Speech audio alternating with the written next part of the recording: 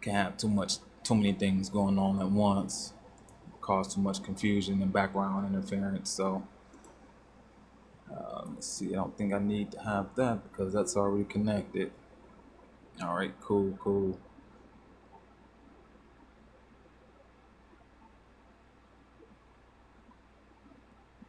All right. Just gonna give it, like I said, give it a little bit of time, let it build up. Um, I probably will have some type of music playing because I don't really like to have just dry airway, silence. All right, so at least where I'm going to do, at least bring up what we're going to read. One of the things we're going to read. Welcome, sister. I think I want to say Campbell. I may be wrong though. I apologize if I'm wrong. I I get it right next time once you write it in the box or in the chat.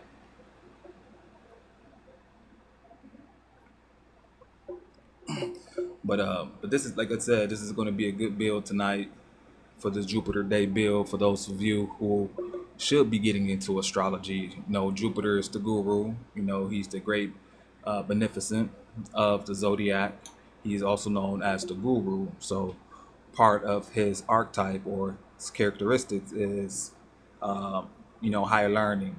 Being a teacher, and part of that understanding, is he grants, rewards in a big way. Like he's known as the jovial planet.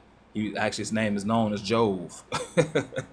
So it's kind of funny to say that, but that's what today is going to be, or tonight is going to be part of that mercurial energy, which is, for those of you who don't know, Mercury is in retrograde. Retrograde in the sign of Cancer. Cancer rules the fourth house. The fourth house is, ruled by the moon.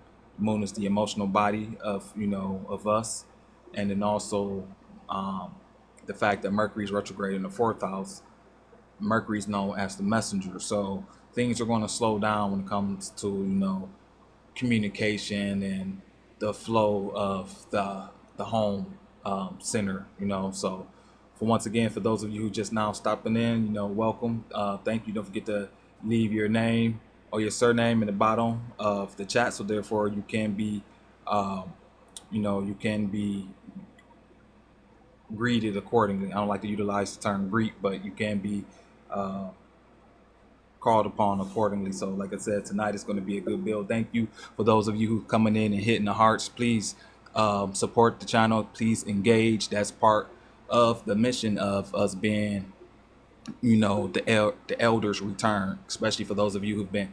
Thank you, Sister Williams. I apologize about that earlier. I really appreciate you, you putting that in there. All right. So, like I said, this is going to be very good, especially for those of you who've been doing your genealogy, because it's going to remove a lot of those false notions that many of you have been perceiving you to be, especially when, a lot of these new ideologies who have got the ability within the colonies after the separation to start teaching their ideologies to the people there now. So welcome, Brother Thomas. Thank you again. Thank you. Good to see you. So the Jacobite gleanings, when we're going to get into this is going to give you, once again, more of an indicator that the names that you have, your surnames, your maiden name, is your family's inheritance. It's your inheritance that you inherited, and it was not given to you by a slave owner. So it's time for us to now start to accepting the truth and remove, start accept, the fact, and start seeing things for what they truly are, because the goal is to pull you out of the fictitious world, and the fictitious world can tell you lies all day long, because it's not real. And that's the reason why I love to get documentation that predates the creation of the fictitious world. So this having this the Jacobite gleanings from the state manuscripts, the short sketches of the Jacobites, the transportations in 1745 by J. Macbeth Forbes. This is a good read. It's going to give you more of that understanding of the true reality compared to the false reality. All right. And the false reality operates off of what we call color of law. Okay, brother Thomas said McThomason. Yep. Okay, cool, cool. I appreciate that. Or McThompson. Yep. Cool. So this is good to know because, as like I said, once you if you're doing your genealogy accordingly, it should bring you back to these people who we're going to be talking about tonight. So I don't want to be too long-winded with the introduction, but once again, I do need your assistance, brothers and sisters, because when you're doing the TikTok lives on the computer, it goes through a different algorithm compared to if you were doing it on the phone. So I need your help because of me doing it on the computer. It's less likely for folks to see it if there's no true engagement. So when you hit the like button, when you start commenting, engaging, and things of that nature, keeping the hearts going on there, that will help the algorithm see me operating on the computer system, where it should give more people the ability to see and to hopefully to check on in instead of just, popping up real quick and just leaving. All right. So the more that they see engagement taking place because of what you're learning, the better it's going to be. So once again, don't forget to like, share, subscribe, and, be respectful with each other because the goal is to maintain proper decorum. So, everyone can feel accepted. All right. So the time now is, because I am on the West Coast, it is 8:08 Pacific Standard Time. So it's probably 11 o'clock. And for those of you who are on the East Coast, so I don't want to keep you too long, but I know the nighttime builds are pretty good, especially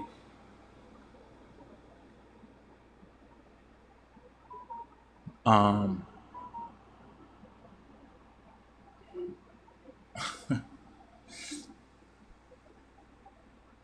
do that later. Um, excuse me, I got caught. This is why I try to stay focused on stuff like this.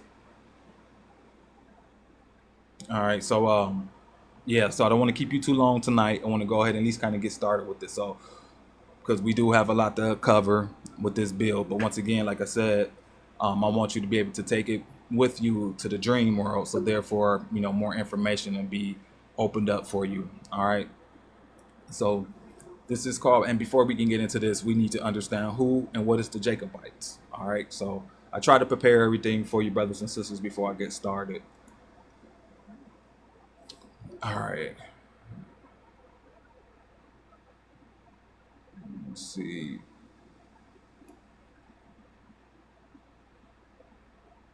All right. So Jacobites or Jacobitism. All right. And we know Jacob means Jacobus, or it's the other name for Jacob, James. So James, Jacob, Jacobus, all the same.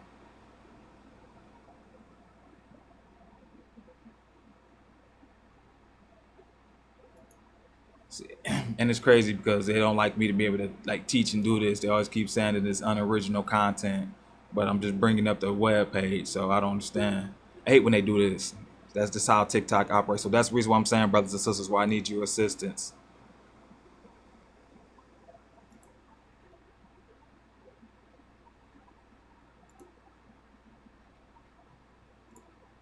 Okay, so Jacobitism was the name for the political movement active from 1688 to the end of the 18th century.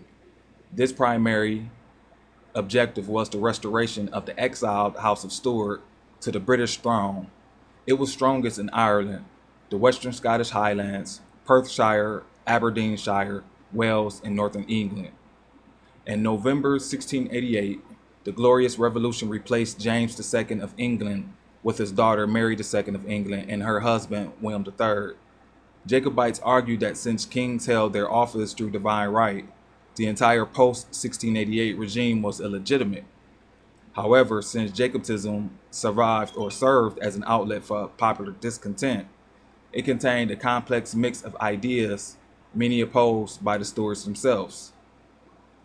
In addition to the 1691 Williamite War in Ireland and Jacobite Rising of 1689 in Scotland, There were serious revolts in 1715, 1719, and 1745.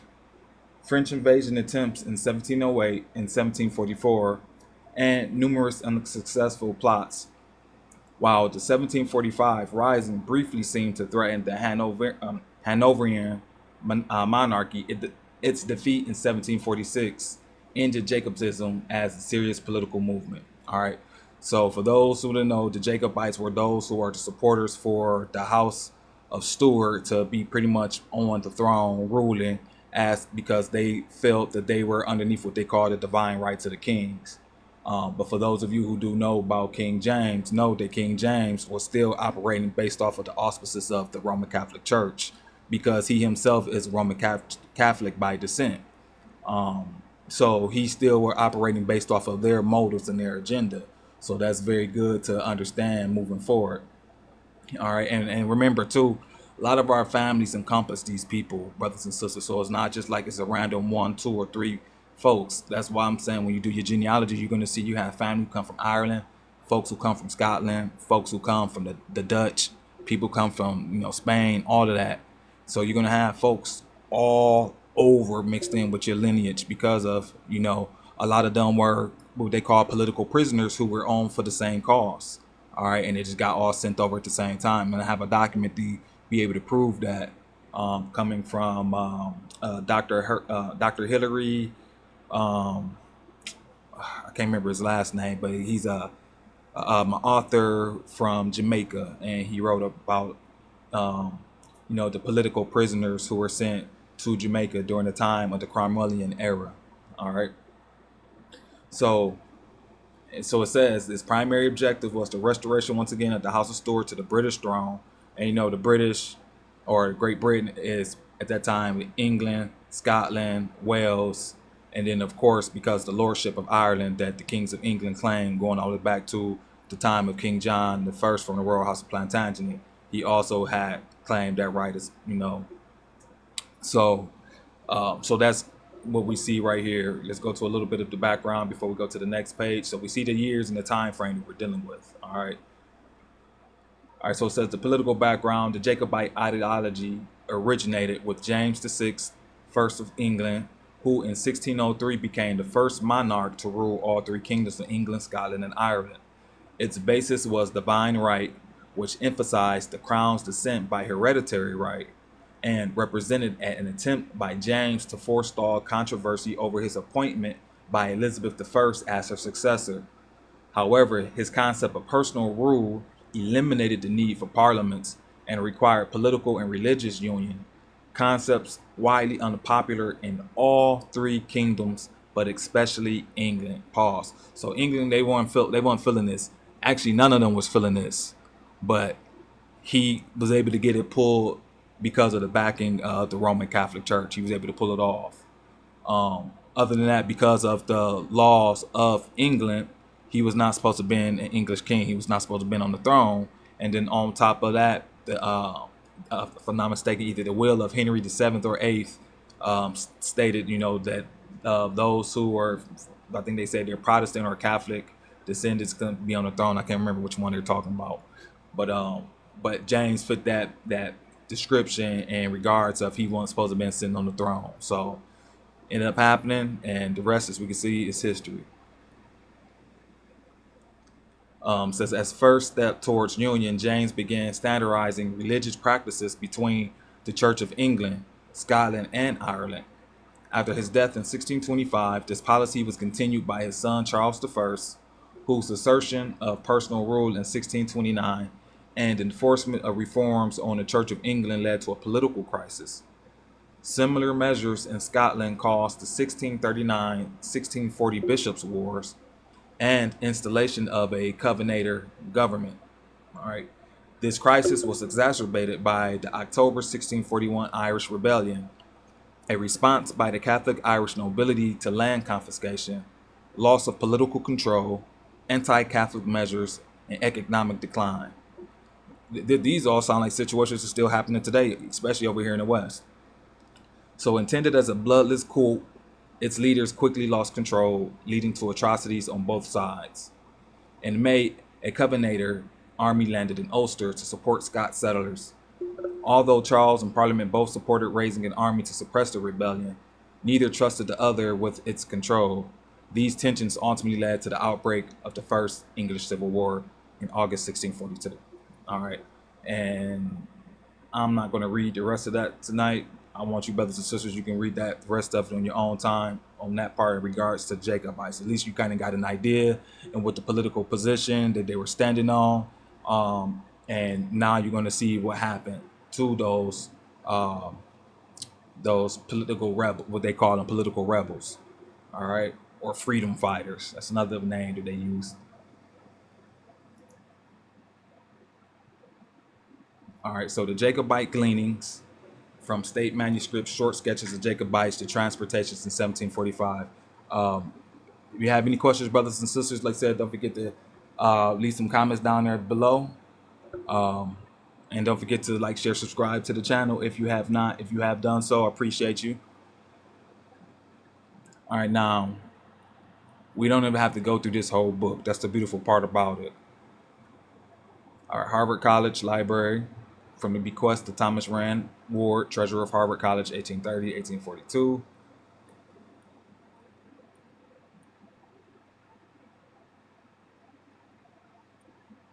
And let's get to it.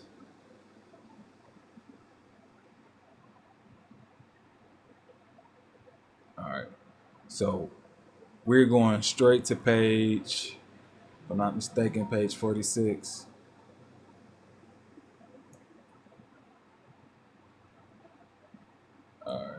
Let me see, page 46. And please bear with me with the technical issues because, like I said, it is the retrograde. And so expect we're going to have some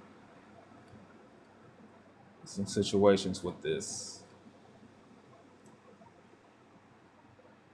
Because the thing is, we want to know who were those political prisoners, those who were sent on those ships, you know. Haha, perfect. The transportations in 1745. All right.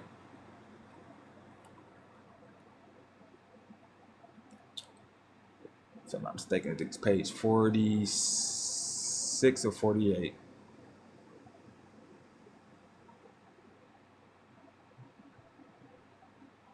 Okay, I'm getting close. All right, here we go. All right, so this is page 48, the transportations in 1745. All right, because now you got to think about it. Most folks who were considered, you know, prisoners or criminals, before you can be considered a prisoner or a criminal, you had to go to court, correct? You had to go to court. You know, they wasn't just, you had to be found guilty first before they sentence you to, you know, excuse me, what's the word I'm thinking of? To deport you out of the territory. You know, you had to go to trial. Exactly, sister, you had to go through trial. So if this is the case and you had to go to trial and you had to go to court, that means there had to be some type of documentation in regards to the trials, correct? So that's the reason why I'm saying is when you're doing your genealogy, kind of keep that in mind, that a lot of documents you may be looking for or may need, you're going to have to go through the legal road, aka you're going to have to go to the courts and look for them. The good part about this is they kept great records, great records. All right, see, brother Thomas said the Transportation Act 1717, absolutely, that's tied to this, absolutely. Queen Anne's Bounty 1704, yep, all of that is all tied together. So good find. All right. So we're going to read. It says, an exact list and description of 150 prisoners shipped at Liverpool on board of veteran John Rickey, master for the Leeward Islands, which were taken near Antigua the 28th of June, last by the diamond privateer Paul Marcel, commander, and carried into the Martinico the 30th of June, 1747. All right, so this is a description. Now they're telling you what year is this? Is 1745.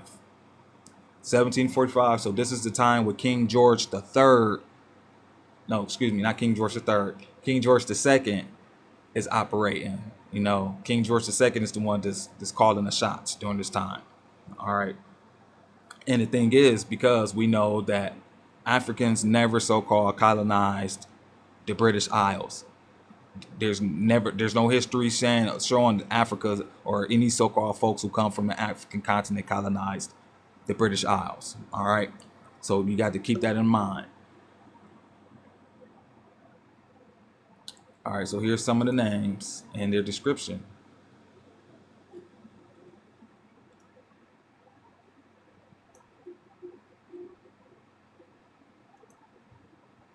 I thought it would let me have a little bit better view. All right, so first we have a Robert Adam, age 18. He's a laborer. He's coming from Stirling County. His description or his stature is 5'1.25". So he's a short dude. And he remarks, brown, smooth-faced. Brown, smooth-faced man. Last name Adams. All right.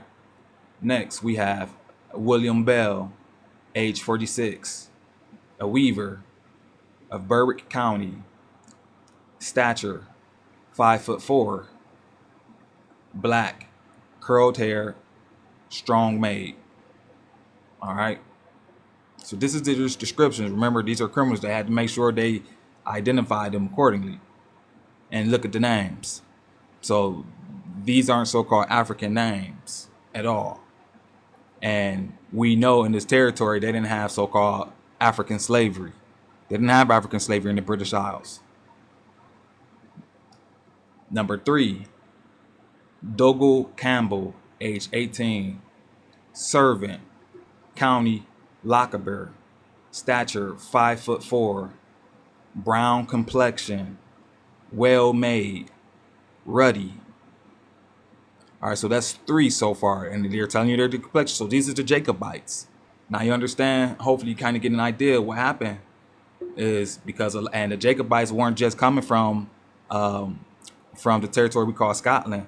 The Jacobites came from Ireland as well, and they also came from England. All right, that's the reason why a lot of our predecessors were, like the brother said, on both sides, because these were political situations that they were dealing with, political situations that was tied back to ecclesiastical rights, you know. So like I'm saying, or like we always explain, that everything that's been taking place is based off of kingdoms that was dealing with a spiritual situation. Like I said, they were claiming themselves all to being the chosen ones of the Most Highs. All right. And then, as you can see in America, they did what? A so-called separation of church and state.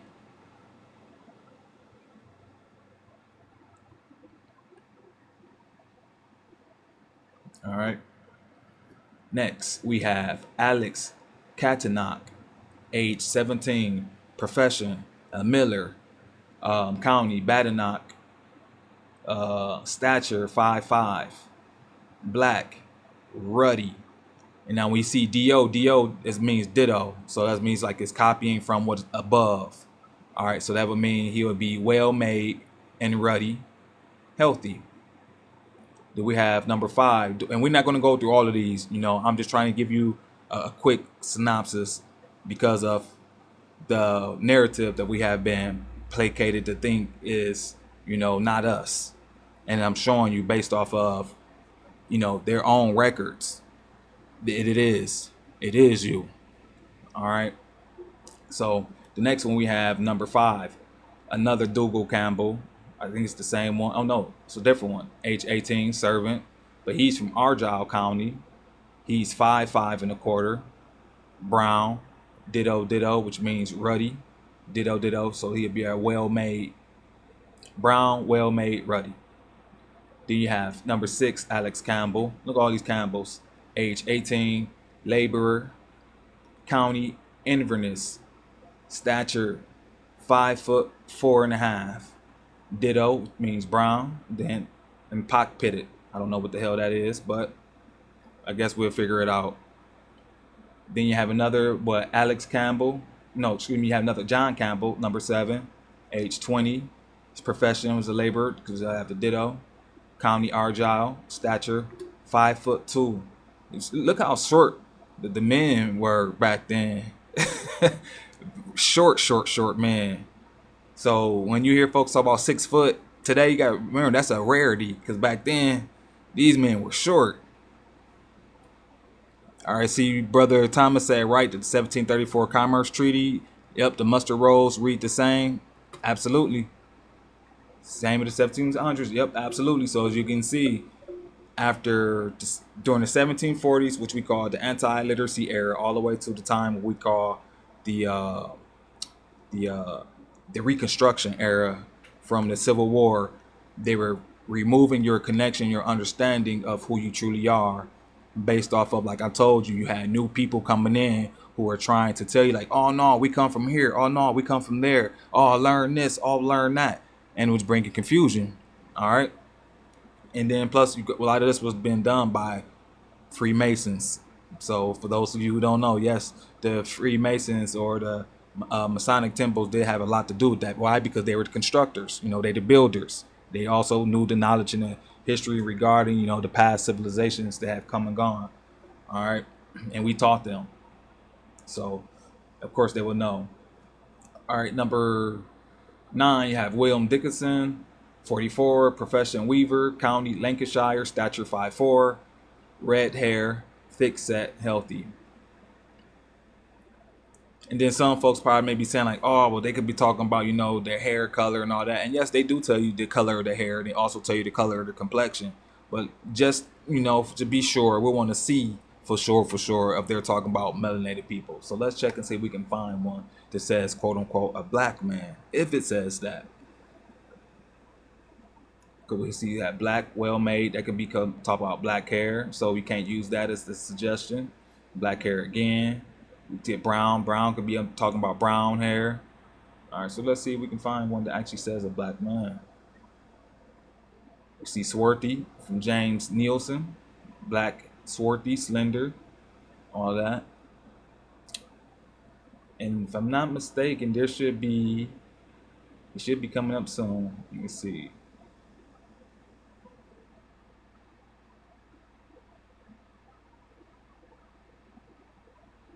Remember, there's 150 people on here. And we're going to take a look at some of these names as well. We're going to take a look and see what some of these surnames show us. His name is George Humes. And I think I just passed him.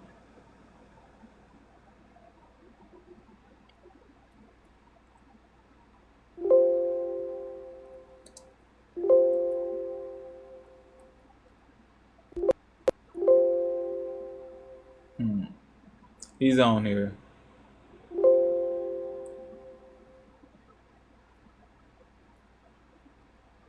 Good thing I know where he's coming from. Marcy, absolutely. I'm on YouTube. The Noble House of Belmont.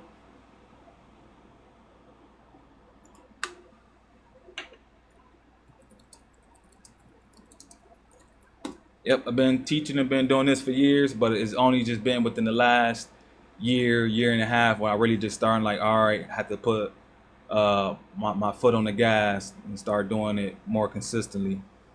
Like the ancestors has been pushing me forward, so you got to do it.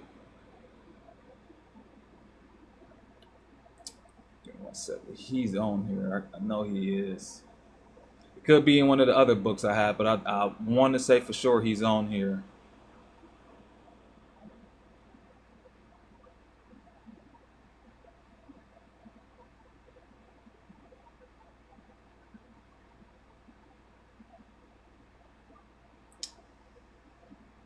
All right, well, let's go and take at least some of this these surnames. You're welcome, Marcy. Let's take a look at some of these surnames that we looked at already. So we saw Adam, we saw Bell, we saw Dogal Campbell, and we want to look at Dogal Campbell because it says what? Brown complexion. So we want to see, okay, and he's 18, and this the territory that he's coming from is Lochaber. All right, so we want to see where Lochaber is. Let's see what Lochaber is.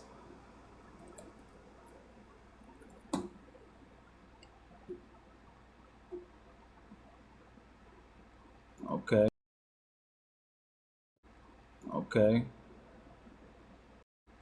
Okay.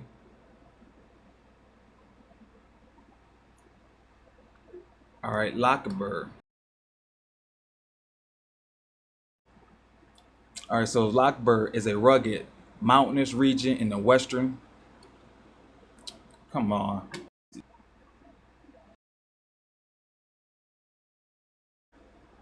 All right, so here we go. Lochaber. Lochaber is a name applied to the part of the Scottish Highlands.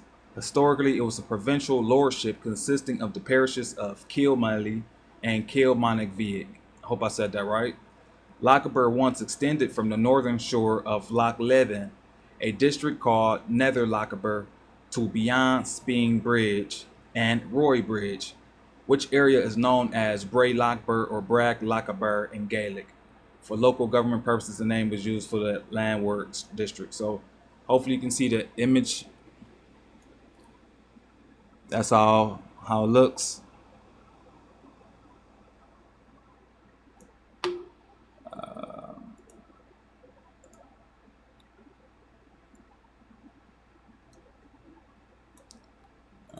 Second.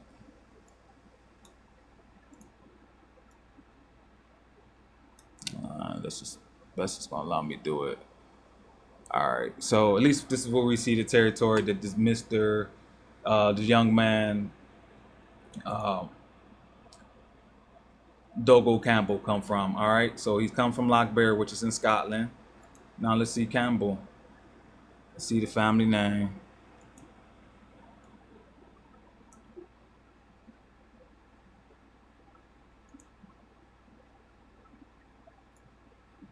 Give me a second.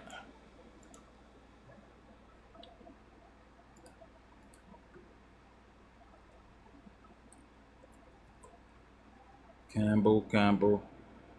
Absolutely. Absolutely, sis. He definitely was for a beautiful place. That territory is very beautiful. And we can see the Campbell surname is Scotland and Ireland. So it doesn't say England, it's at Scotland and Ireland. All right. So he's indigenously from the territory that his surname come from. We just read where he come from, Lochbear. So it says the etymology of Campbell. What does the name Campbell mean? The name Campbell was first used by the Strathclyde Brighton family from the Scottish English borderlands. It was a name for a person with a crooked mouth or a crooked smile. This nickname's surname is derived from the Gaelic words cam and beul, meaning crooked in mouth. Nicknames could be derived from various sources. In general, they came from the physical characteristics, behavior, mannerisms, and other attributes of the bearer. All right, so this is the surname Campbell, and this is the location it comes from. And based off of what we just read, from off the Jacobite gleanings, it makes perfect sense. So he is who he come from, or the territory he come from, which should now also give those of you who have the Campbell surnames more of a connection and understanding that this is where your predecessors come from. They come from Ireland and Scotland, or in this case, your Gaelic descent. All right.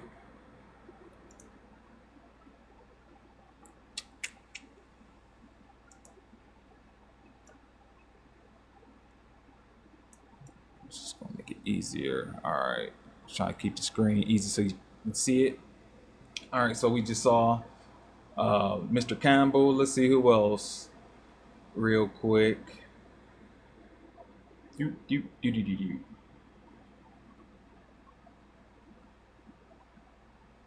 Let's go. It was someone I wanted to use. And remember, these are Jacobites, those who were supporters of King the Stuart dynasty.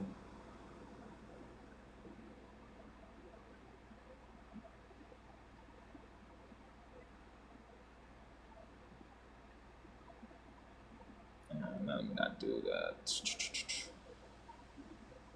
Or do him. Okay, let me go down.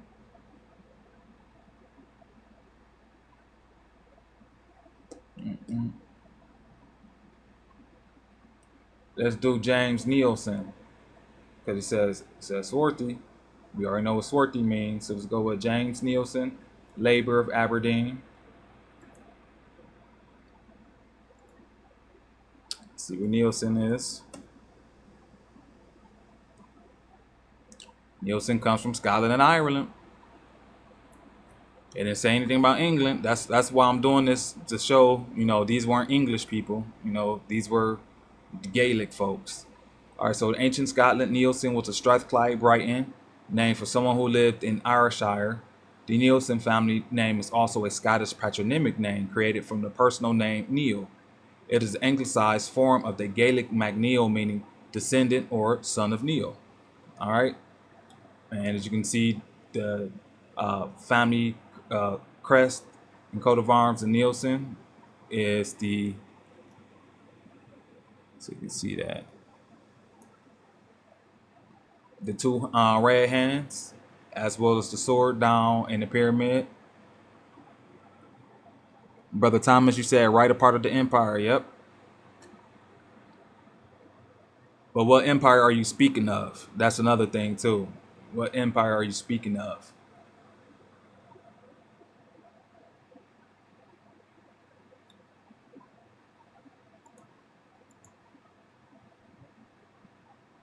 All right, so next.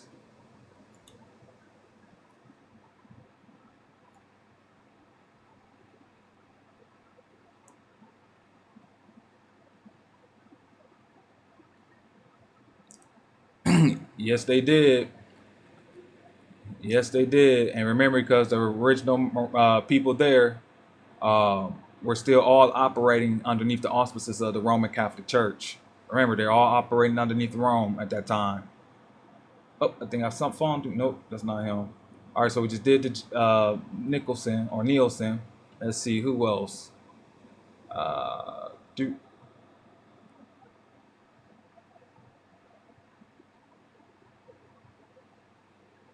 Joseph Brown. It says dark complexion. So I mean, that's already like self-explanatory. I mean, come on now. Joseph Brown, dark complexion, well made. Just do it for shits and giggles.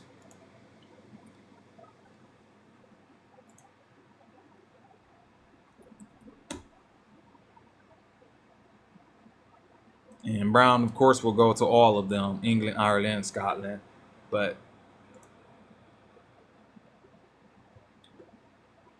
since we're talking about the Jacobites, we're gonna see Scotland. All right, and they have the three fleur de lis and the chevron going up. So in most instances, the Brown family name came to England with the Norman conquest of England in 1066, deriving from the Old French Middle English brun. It was originally a nickname for someone who may have had brown hair, brown eyes, or perhaps even dressed habitually in brown. It is also possible that some instances of the name in Britain derive from a short form of an Old English personal name of Germanic roots, such as Browen.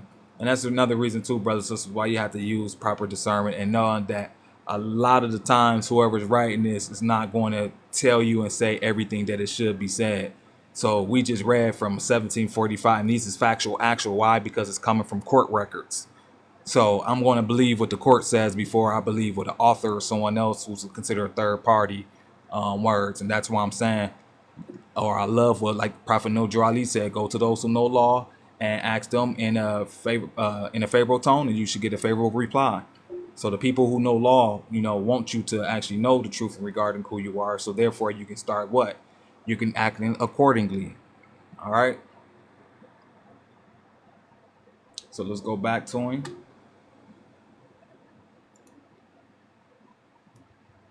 Mr. Joseph Brown. All right. And let me see who else we have here.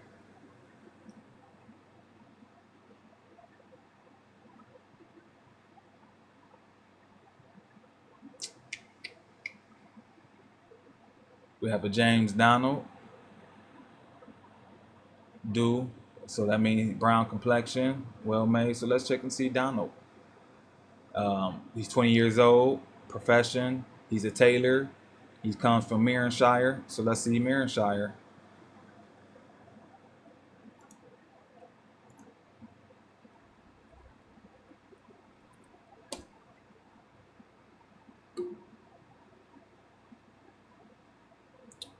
said Marinshire, right?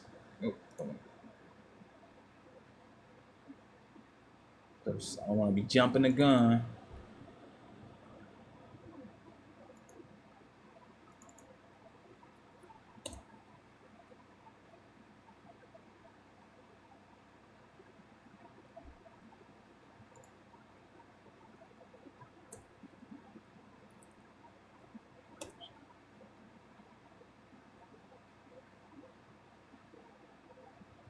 Still not writing it properly. What the hell? Mearn. Yeah, Marinshire. Not sure why that's not popping up.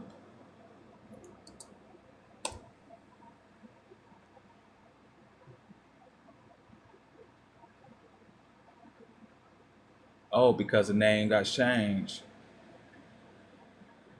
You see, yeah, so a lot of names actually changed. Okay. So Kindershire or Kincardineshire or the county of Kincardine, also known as Mearns. So this would have been Mearnshire. It's a historic county registration county lieutenancy area on the coast of northeast Scotland. It's bounded by Aberdeenshire on the north and by the Angus on the southwest. So think about it, like I said, these territories that we're looking up and stuff, this can just be random. You know, we wouldn't just have thought about this if we never have been there to these places. That means these folks were from here. Because a lot of these names I've never heard of, and I'm learning, like, okay, well, okay, cool. It said the county was abolished as an administrative area in 1975, blah, blah, blah. But it's in Scotland. See anything of interest? I mean, it looks kind of, all right, I guess. All right, that's all they show. All right, so that's where the brother is from. Going back.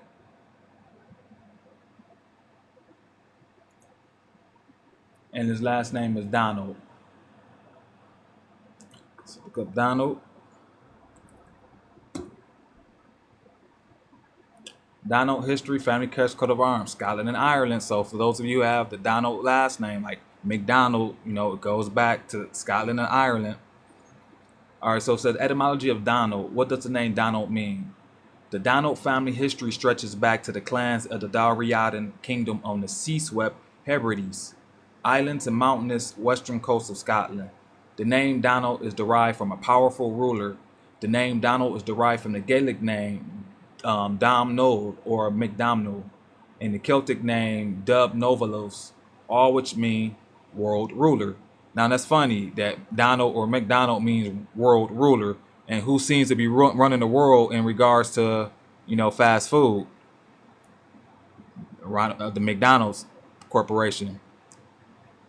You said, do I trust these websites? Absolutely, because I can go ahead and follow the sources where it comes from. And they've been around for a very long time. So we can't be always asking, well, do we trust this or trust that? Because then you're going to be walking around not believing anything and not believing in anything. Eventually, you're just going to be led astray to whatever you feels good. And what feels good is not always what's good for you. So that's why it's important to anchor yourself into something that can be proven based off of prima facie evidence that the court numbers will recognize, and not off of anything that you emotionally feel, because your emotions is not always something you can trust. Remember, most of our emotions are dictated based off of what we heard, what we saw, what we ate, who we were around. So we can't always trust our emotions or our feelings, and that's the reason why this path, especially when dealing with genealogy, you're going to have to trust more on what you can see based off of utilizing your common senses, because those are what the courts them are going to recognize, those that the common man can recognize, which is something that's tangible. And in this case, we can trace all of these documents or all of these references back to a specific instrument in time. All right. And that's why these websites, particularly that I utilize, are very good, because they show you where they're getting their reference from. All right, so yeah, so like I was saying, so it's not a coincidence that McDonald's is technically like they run the world, and we come down to Fast food. Or you're welcome, sister. And then you also got to think about McDonald's. They do what? After they were dealing with food, he went to real estate. He went to land ownership. So it wasn't about the business. It was about the land. All right. And it says world ruler. The world is what? The land. The name ranks second only to John in its popularity as a personal name in Scotland. All right. Brother Tom said, like the Ireland Moroccan Empire Commerce Treaty. I haven't read that. I'll have to take a look at it. I'll definitely have to take a look at it.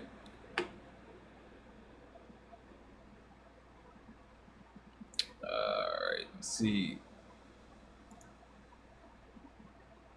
There's one. I know it's other on here. Like I said, it's probably going to be on a different one. We got another Donald McDonald, servant from Edinburgh, Swarthy. Donald McDonald. All right, who else? Got Will Ross, who's ruddy. Man, I'm not going to use those, but they're good to have. You got a Duncan Campbell, dark complexion, laborer, argilish. I think that's how you pronounce that. Who else? So like I said, here we go. Like I know I was going to find it. George Hume, 30, writer, Edinburgh. He's 5'7". Black man. Black man. George Hume. Let's go and see where, and he says from Edinburgh. So let's see if Hume comes from Edinburgh. England, Scotland, and Ireland. The etymology of Hume. The Hume family roots are found in the Bornesian clan of ancient Scotland. They lived in Berwickshire. They held the barony of Home from very early times and possibly predate the Norman conquest in 1066. The Home family is part of a noble lineage descending from the Earls of Dunbar and the family of the Earl or Northumberland. The great Ghost Patrick, a descendant of the kings of Bernicia. They first appear in the records in 1268 when William of Home appeared on the charter. The next appear in 1296 when Geoffrey de Home of Lanarkshire swore an oath of allegiance to King Edward I of England after the king's brief conquest of Scotland. All right, and that is the family of Brother George Hume, who, according, if I'm not mistaken, I think he was underneath that 1770 Transportation Act, but as we can see, he was a Jacobite. So Brother George Hume, who's 30, who was a writer for Edinburgh, who was listed as a black man, was a Jacobite.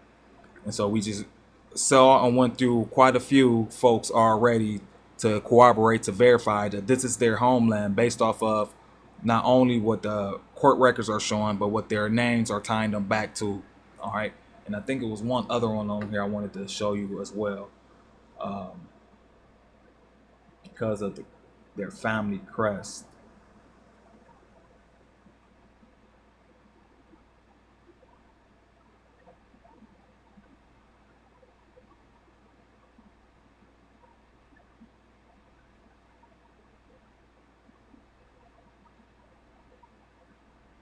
Not Dunbar, Thompson. Let's see. Corman.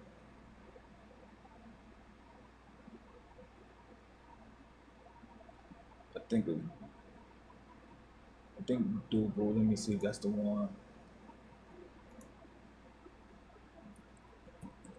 This is called the. One sec. This is called the Jacobite gleanings from state manuscripts, 1745. Yep. So this is coming from the state.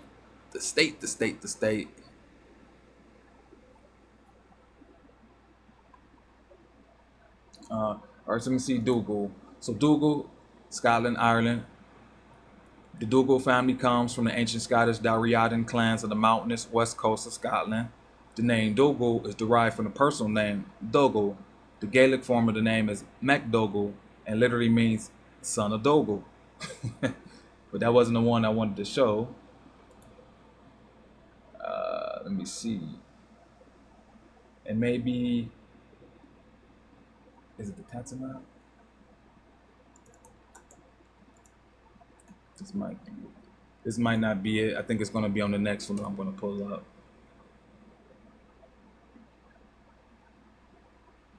All right, Categorized. The saga of the Categorized family begins among the people of the ancient Scottish tribe called the Picts. The Categorized name is derived from the Gaelic Categonig, which means belonging to the Caten, or the clan of the cat. In Gaelic, the surname is known as Caten, but through Anglicization, the name becomes Categorized and others. And that's funny because that's where it says the surname, my family name, Belmont, without the T, goes back to Katniss. And we have the lion on our crest. And it said, touch not the cat. Oops. And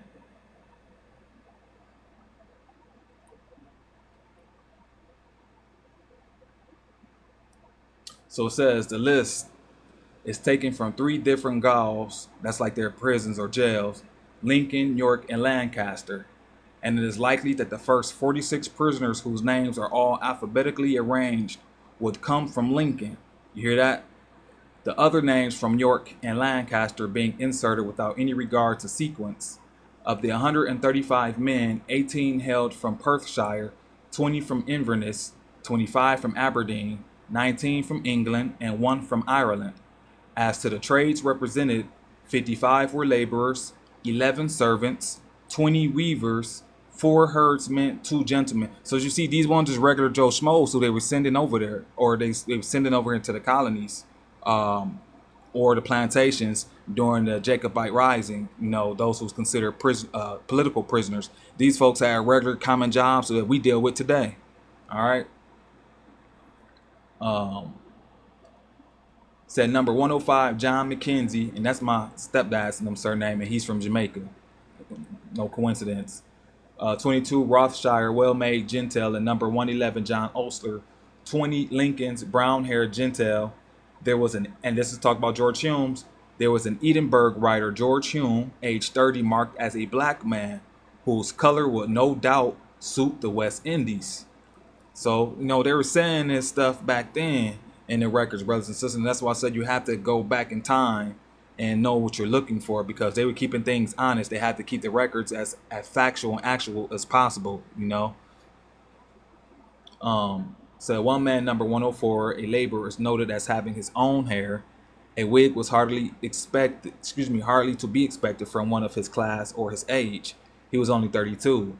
Then there is a fiddler from Inverness of about 16 years and 5.25 feet in height, who was happily characterized as sprightly.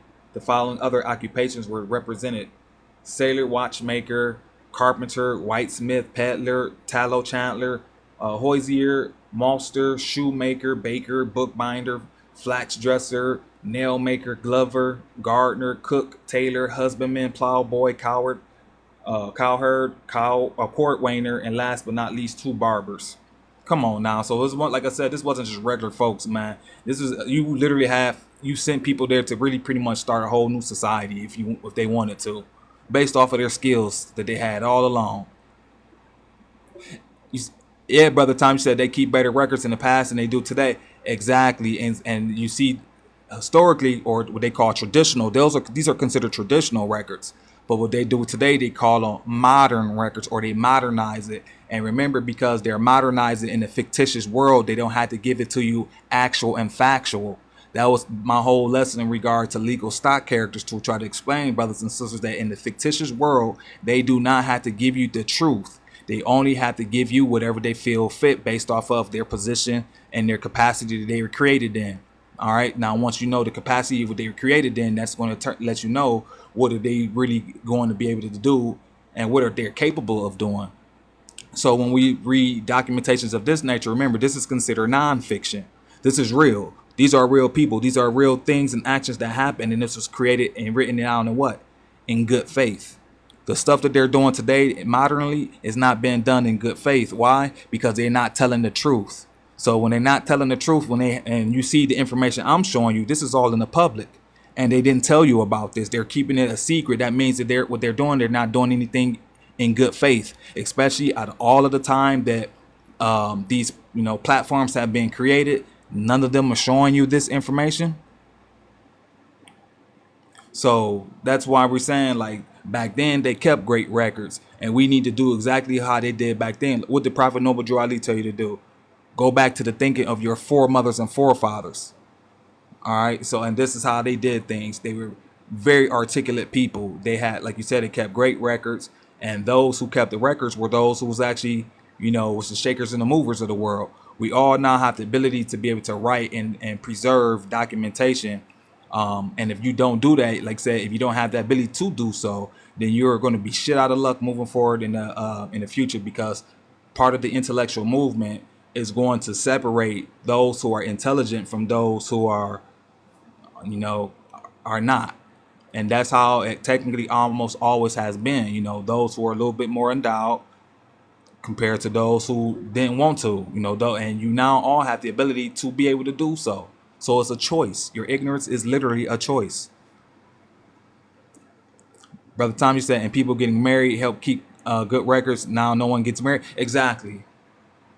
No one gets married. No one keeps any records. So, especially as you've been a Thomas or McThomas, which ties back to the Gaelic side, I'm going to show you that it is up to you, especially as the male or the to do the great work to preserve and solidify the clan called Thomas.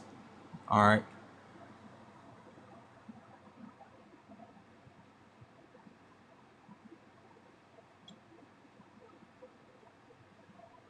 Do I want to read? And I'm not going to read the rest of this. And it's not that long of a book, but you kind of get the point that I was making in regards to seeing who they're talking about and who were sent over and things of that nature, and the skill set based off of those who were known as Jacobites. All right, now what I want to go to next, since I see a lot of you are new here today, before I move forward to the next part, let me go and read you this real quick from the Vermont Historical Society. Like I always say, the state will have the documentation, they will have the proof, they'll have the information that you need to know. So now, remember, paying attention to who you focus on, who we talking about. We want to know who's the original folks who Vermont and them say from the territory based off of their records. And it says, and the Vermont Historical Society incorporated in 1838. The proceedings of the Vermont Historical Society in this issue, and we're going to read all of this. I'm just going to go just one specific point. We're dealing with the Vermont Stone Chambers, the Celtic place names in America, BC, blah, blah, blah. So let's get to it. I'm going straight to page 80. All right, so it says intense public interest. Let me go to zoom in here.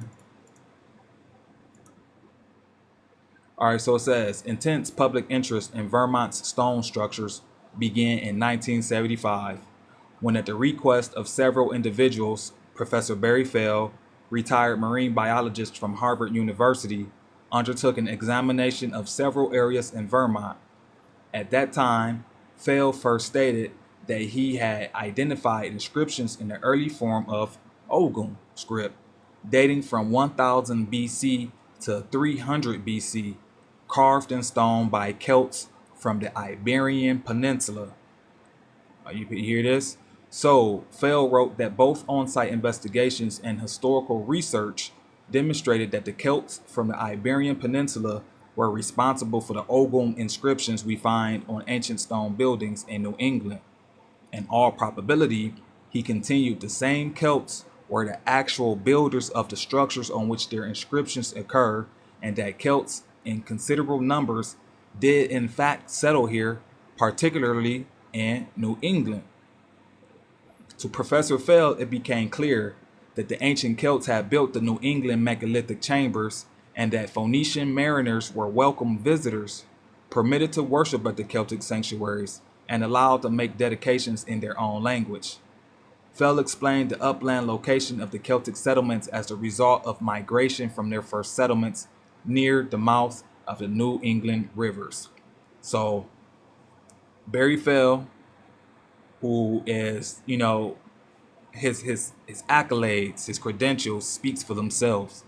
And then it's the fact that this is preserved and reserved in the Vermont Historical Society for the freaking state, which means that they always have known this. They've always known this. So that means the folks who they were sending from so-called the British Isles during the so-called time of the plantations and the colonies, they were just sending them back to a place they already knew.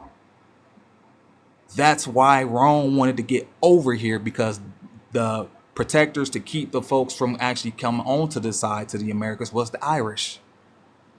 I hope you brothers and sisters understand this.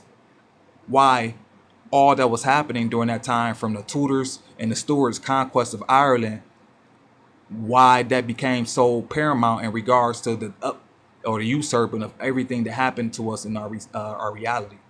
All right. So I don't want to go too off into that without having the documents to talk about it right here with you. But I'm just trying to keep your minds open in regards to they already knew who we were, in regards to us having a connection over here in America. Why? Because the ancient Celtic Iberian, which we know are called who?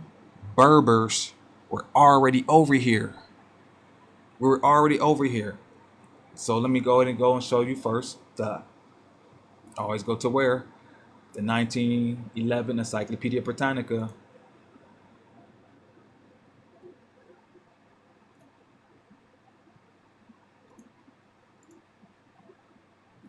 All right, so like I said, repetition is the father of learning. And I've done this so many times, like it's just second nature.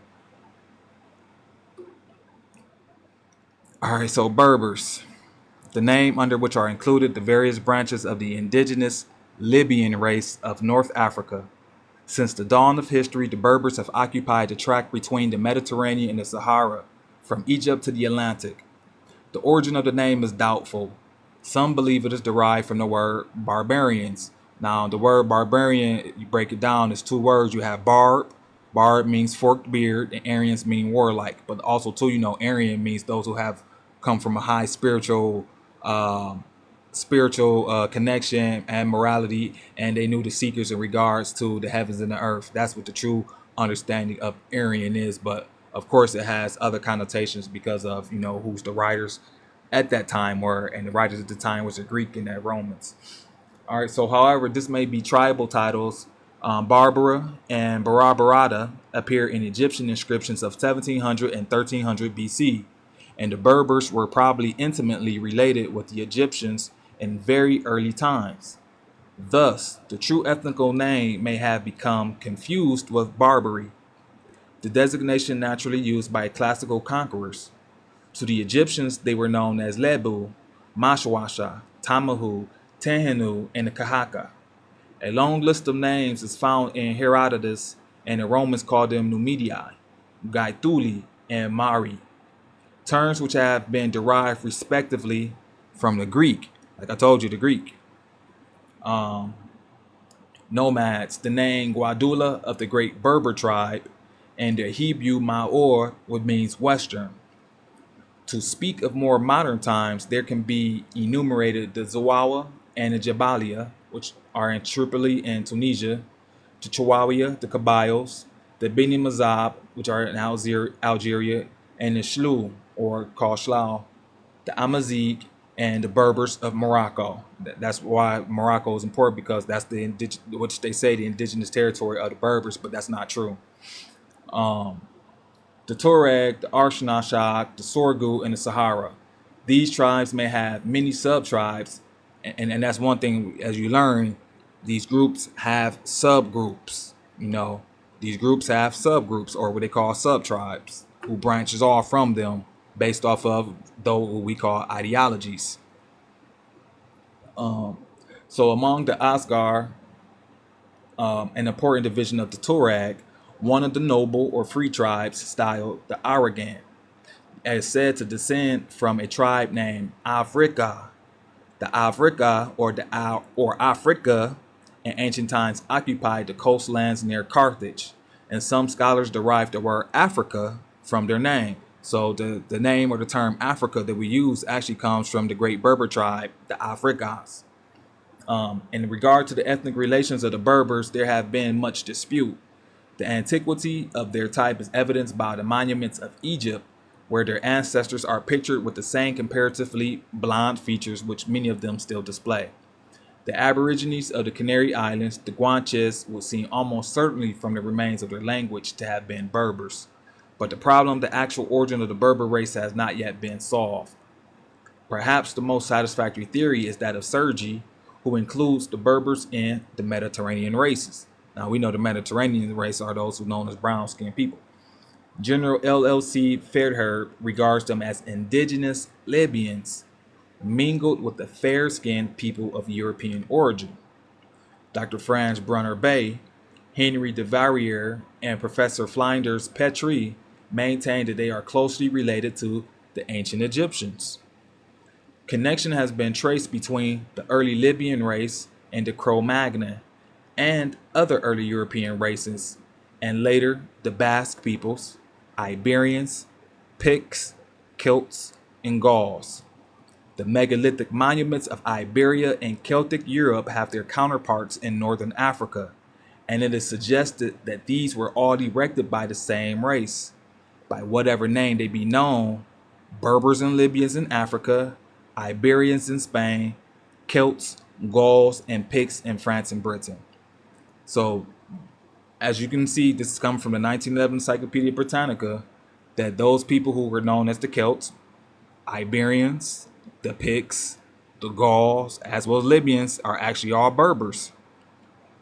They're all Berbers. And for those of you who go underneath the Moorish paradigm, know that Moors themselves are Berbers, but all Berbers are not Moors. You understand? That's why we saying it's all about the ideology, the belief system, because those who were Moors had a different belief system than those who they come from, aka the general stock they descend from. All right. In spite of history of foreign conquest, Phoenician, Greek, Roman, Vandal, Arab, and French, the Berber physical type and the Berber temperament and nationality, remember we always keep saying nationality have persisted since the Stone Age. So the Berbers, these are your stone builders, who goes back to the Stone Age. It's the Berbers. All right. Or us Berbers. And we, as you can see, we come underneath many various different names. Now let's go ahead and look at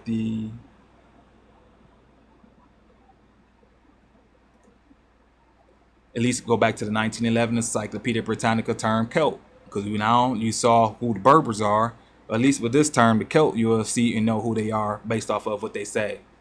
So Celt or Celt, the generic name of an ancient people, the bulk of whom inhabited the central and western parts of Europe.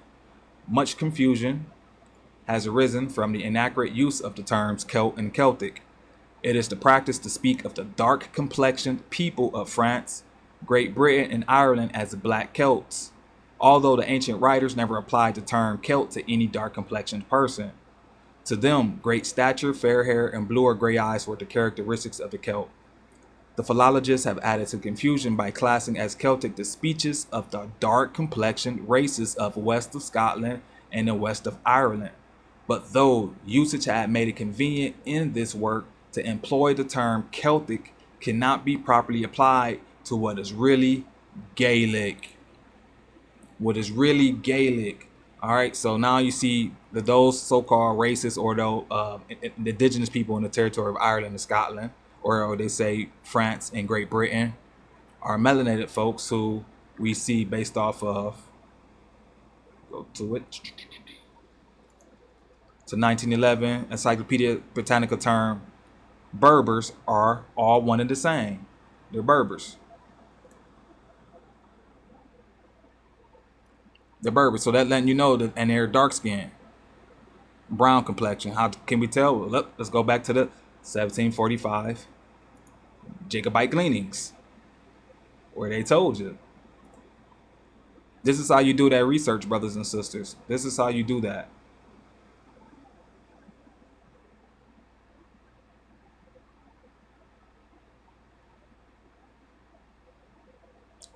This is how you do great work when you're trying to produce or make a claim. Because once again, these aren't coming from my mouth. It's not coming from, me just want to say. These are coming from sources that you can go verify. That 1911 Encyclopaedia Britannica, it comes from where? Edinburgh, Scotland, Oxford. The documentation from the 1745 Jacobite gleanings is coming from where? It's coming from over there. So they're telling you, they always been telling us the truth. Now, why aren't the people over here in America telling the truth? Why aren't they telling you the truth, brothers and sisters? People who look like you know this, and they aren't telling you the truth. They want you to tie yourself to Africa. We're indigenous Americans, but you got to go further than the so-called indigenous American talk, because as you can see, the Celtic Iberians were already over here, and based off whatever Native American tribes that you claim descent from, you only can find their history going back to probably 1000 AD. You don't have a language based off of those folks. You don't have any true records to corroborate, to even bring a claim, which unfortunately, I know it sucks, but I'm showing you something that's superior to what you have been led and to believe, because these are who you are. You are these folks. Without doubt or contradiction, you still have those names. And what we did, we married in, or we reconnected with our kin folks who are over here known as the indigenous people. But as you can see, they still the folks who come from the same original stock, which we call Berbers. They were known as the barbarous tribes before they changed the term. And we know Berbers goes back to barbarian. Barbarian goes back to Berber. It's very easy and very simple, but people have confused it because of, the modern trickery, because they live in a fictitious reality. All right, so now let's go to something that's even better, because what we're saying, we want to go and understand this from where? From the legal perspective, aka these were considered so-called criminals, so they had to actually have went to court. I mean, maybe we may see some court documents in regards to folks who have the same names as they do from a court that's very important, that's very prestigious. And what court do you think I'm going to pull up? Because most folks probably have never heard of this court before. Well, you're in for the treat, because the court I'm going to be pulling up is called the Old Bailey. The Old Bailey. Let me pull her on up. And the reason why I thought of that, because I was reading something online. Someone was talking about they were talking about Frederick Douglass, and they talk about Frederick Douglass talking about the indigenous people here and stuff like that. And I'm like, well, why none of the folks who talk about Frederick Douglass ever talk about him speaking in regards to his Anglo-Saxon paternity? They don't talk about that. Why? I seem like I'm the only one that talking about that or spoke about that. No one else. I even had to go find a newspaper article where he had spoke about it. And he said what? He said colored people with Anglo-Saxon paternity or Anglo-Saxon blood or something of that nature. So he knew the truth. And remember, he went over to so-called Great Britain and he gave speeches, multiple speeches, and the people were in awe at how intellectually endowed he was. They couldn't believe, like, hold on, you mean tell me you was a slave?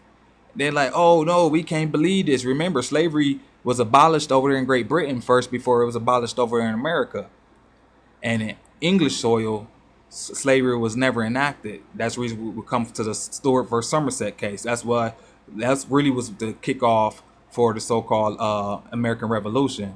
Because once they realized that, oh, you can't be having folks in bondage and stuff on English soil, especially once they realized who they were, you had to free them. They didn't want that to happen. They're like, nah, we gotta go to war. We gotta bang. So that's pretty much what happened in a nutshell. See, Brother Thomas, you said you see they are coming out with the truth because they had to tell everyone they got brainwashed. Yep, about the MK Ultra. Yep. And think about, remember who came over here underneath the Operation Paperclip? They were known as the Germans. And I'm explaining to you how Rome had hijacked the Gauls and tried to make the Gauls, aka the angels, aka the English people, be Germanic in nature when they actually weren't Germanic. They're Gaelic.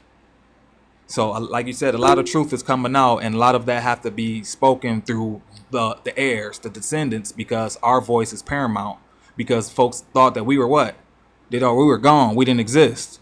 and other people have hijacked our identity for a very long time until you can start having proof based off of prima facie evidence coming from a place that has and holds a very superior position in regards to their voice and what they say or what comes out of there. And like I said, the court records are the supreme documentation that you can use to, support your argument.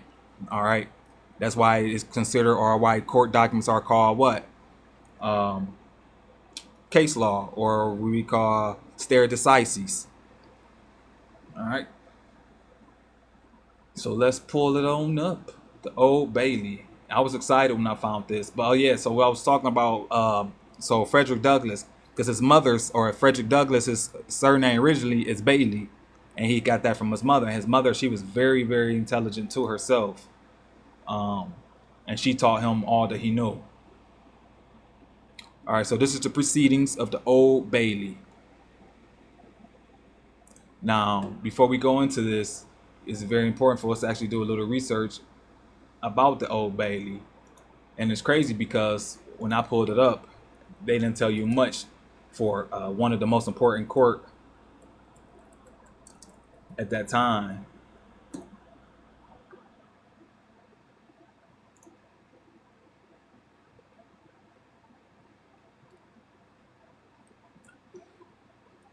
All right.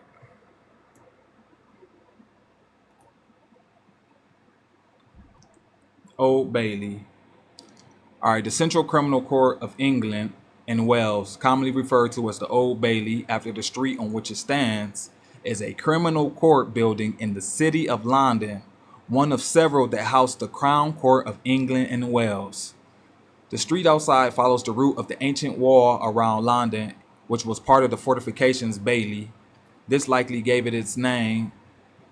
The court has been housed in a succession of buildings on the street since at least the 16th century, when it was attached to the medieval Newgate prison.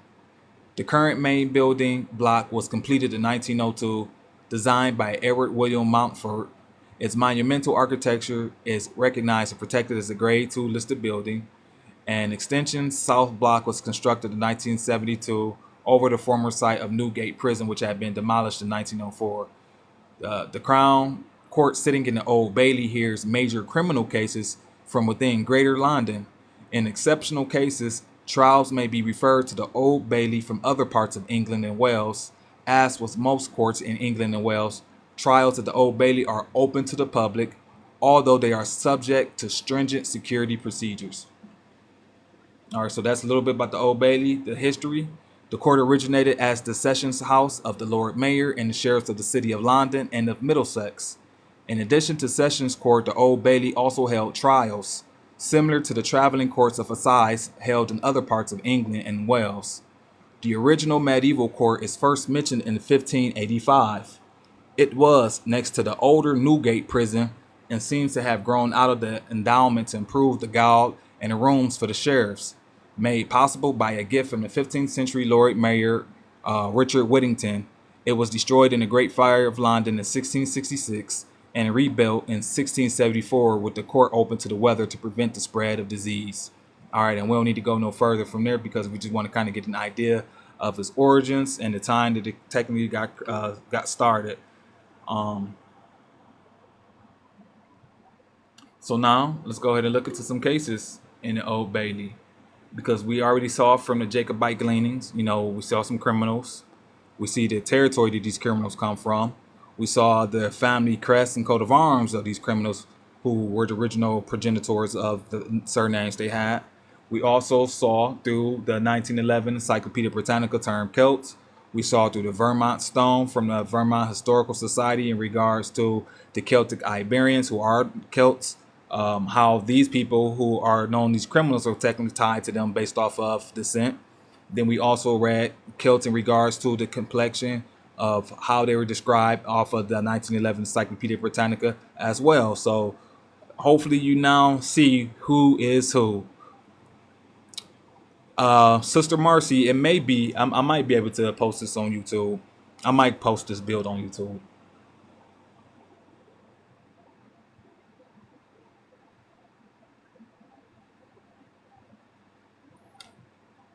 All right, so let me go to now. Where's the Old Bailey at?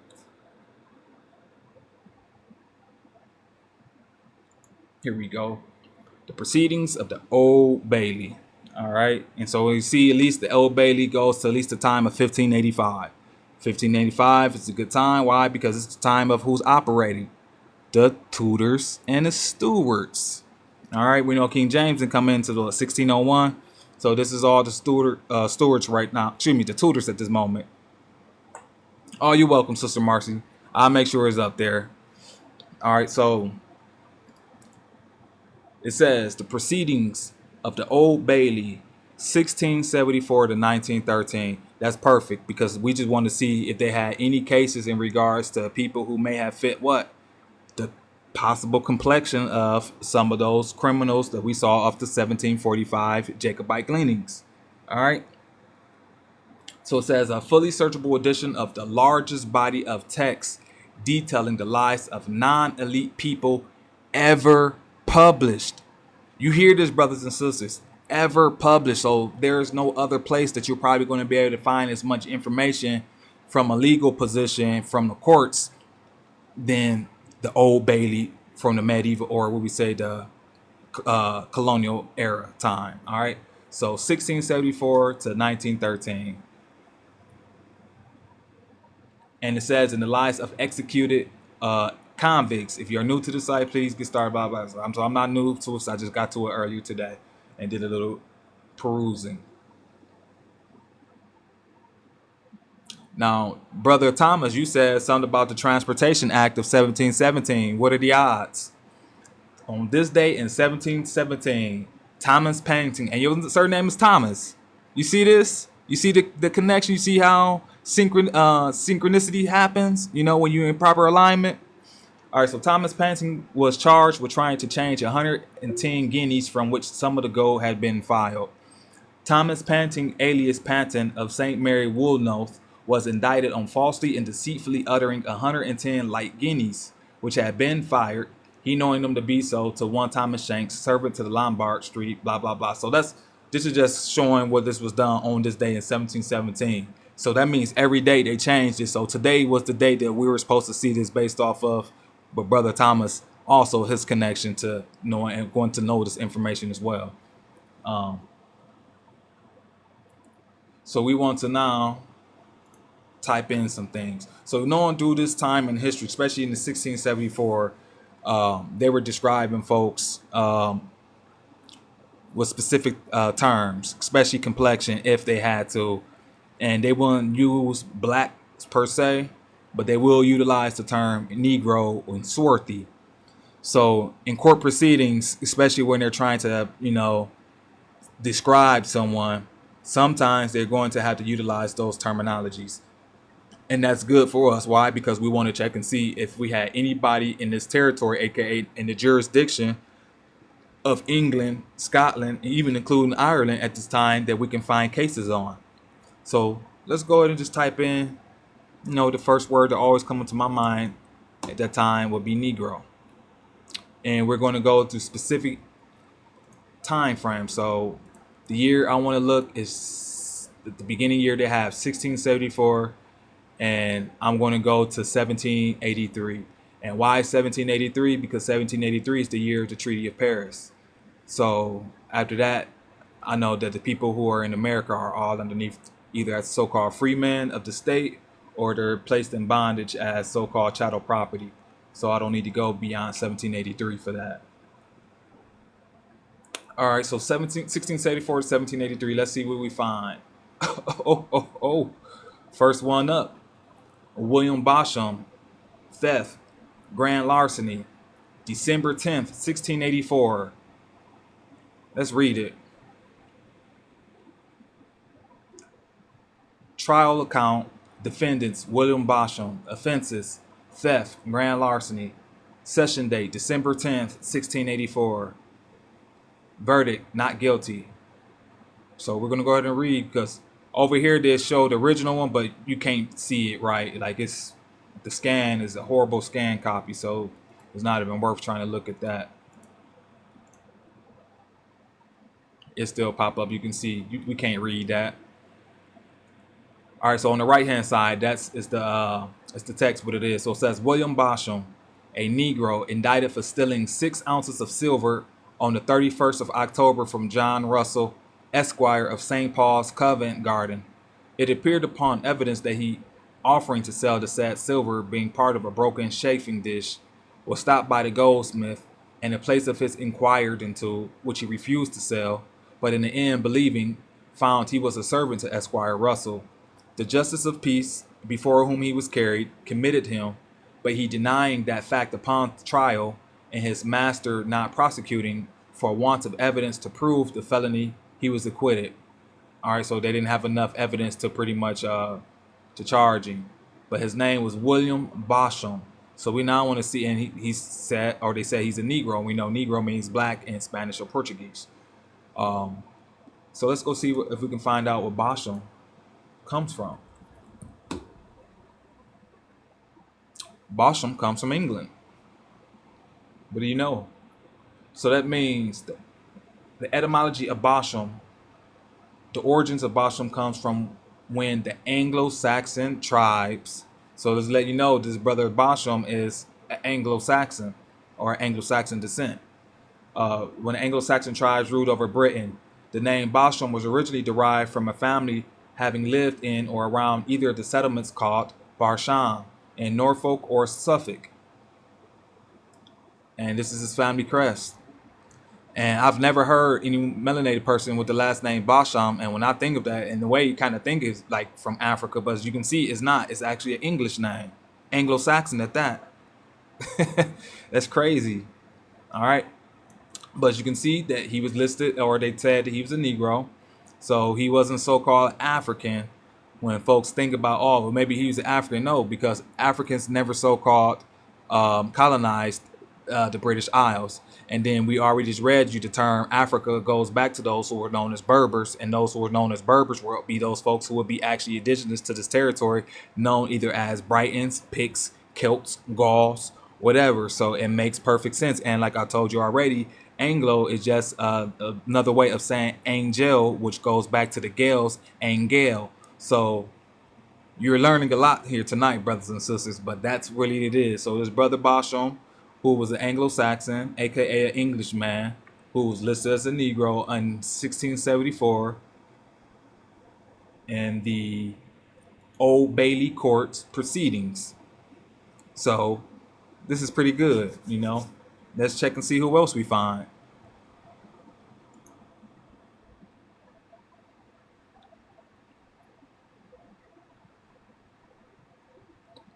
All right, we have number 2.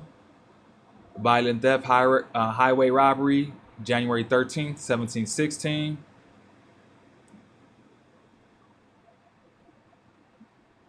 Let's see, but Richard doesn't have a name here, so with one Evan James, one Richard and Negro, so I don't know, see his last name, so I won't be able to use this per se. Let's go and see who else.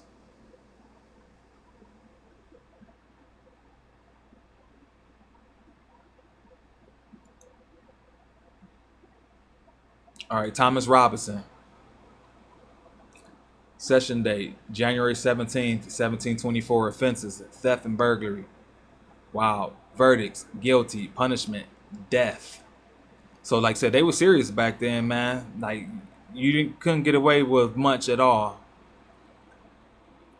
All right, so it says, Thomas Robinson of the parish of St. Margaret, Westminster, was indicted for burglariously breaking the house of Mary Gunnies in the nighttime and stealing divers goods.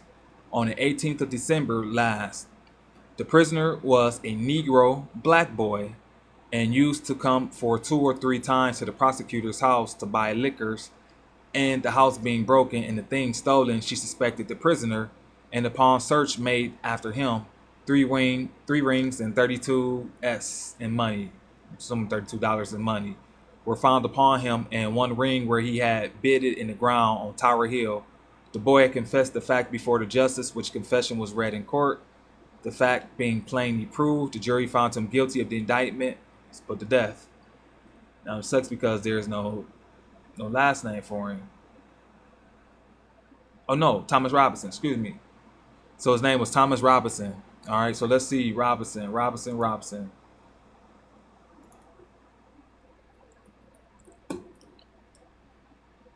Robinson goes to Ireland as well as England. I like their family crest. It looks pretty cool. All right, so it says the etymology of Robinson. The surname Robinson is a name of ancient Anglo-Saxon origin. So once again, he's a descendant of Anglo-Saxons, aka Angles. It is derived from the baptismal name Robin, which was a diminutive of the personal name Robert and refers to the son of Robin or Robert. All right. Surname Robinson was first found in Yorkshire, where John Richard Robinson was on record in 1324 in the court rolls of the Manor of Wakefield, and the Thomas Robinson was listed in the Yorkshire poll tax returns of 1379. The Robinson family in Ireland is typically found in Ulster, where they migrated to or in the plantation of Ireland. All right. So that's the Robinson family. So that's what Brother Thomas Robinson, this is who he descends from. This is who he is. Sad that, he had to go out like that. But, yeah, tough game had to live back then. Wasn't easy. Then we have a John Everett. John Everett, violent theft, highway robbery, January 16, 1730. All right, defendants, John Everett, trial account, violent theft offenses, highway robbery, session date, once again, January 16, 1730, verdicts, guilty, punishment, death. So it says, John Everett of Pancras was indicted for assaulting Martha Ellis on the highway, putting her in fear and taking from her 1 guinea and $2 in money, December 24th. Martha Ellis deposed or dispositioned on the 24th of December, going to Hampstead in the coach about 3 o'clock in the afternoon. I was robbed by the prisoner at the bar. I saw him before he came up, for he followed us out of town. We went Clerkenwell way, and between Sir John Old's castle and the turnpike, the prisoner came up, stopped the coach, and bid me deliver my money. I gave him 1 guinea and $2 in silver, and he had more money from another lady that was with me. I am very certain the prisoner is the man. The prisoner then desired the lady might be asked what clothes he has on. Was answered, a red rug coat. Prisoner desired to know if the prosecutor was not prompted on to this prosecution by Taylor and Charlesworth. Was answered in the negative.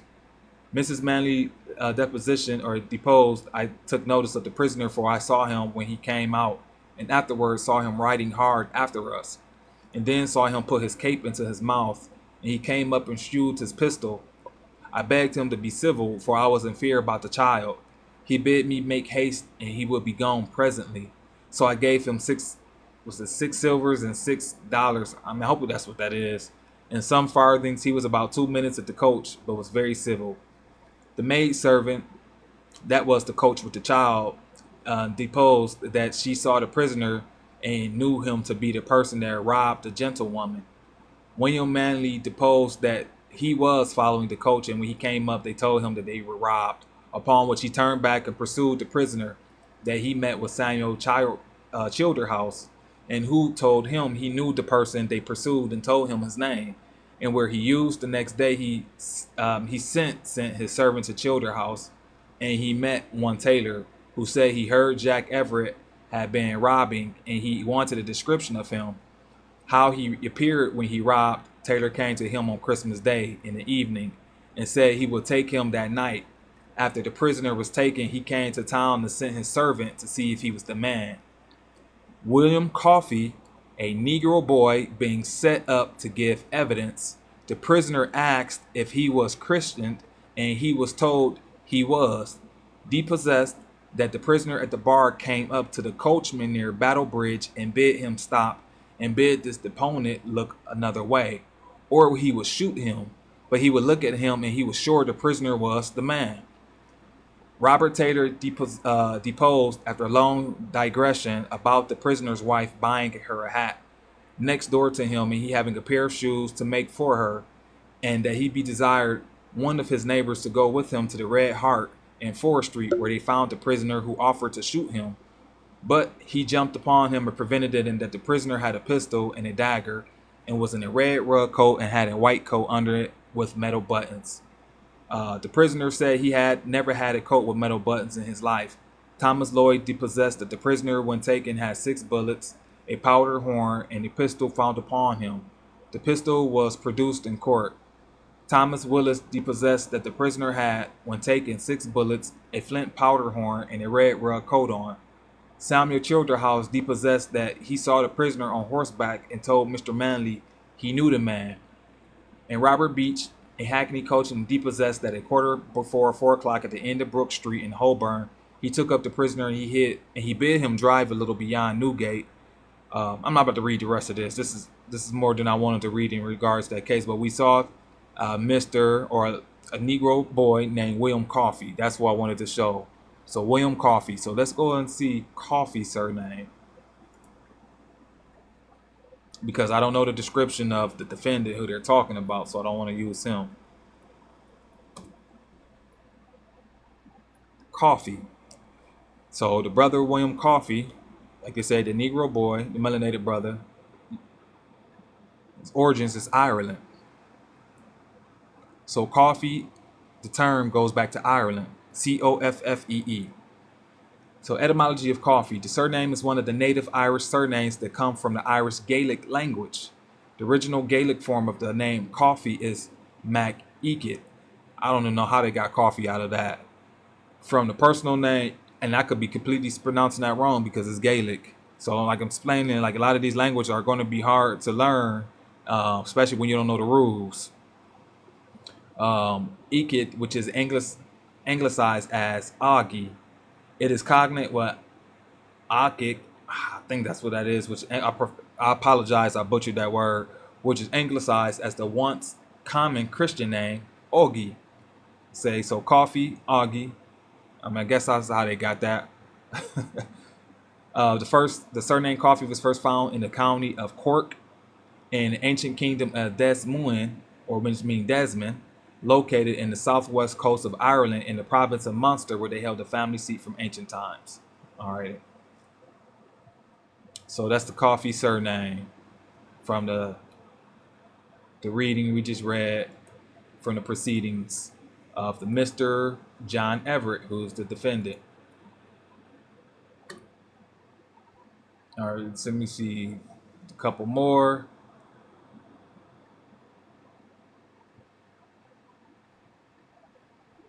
Let me see. Okay.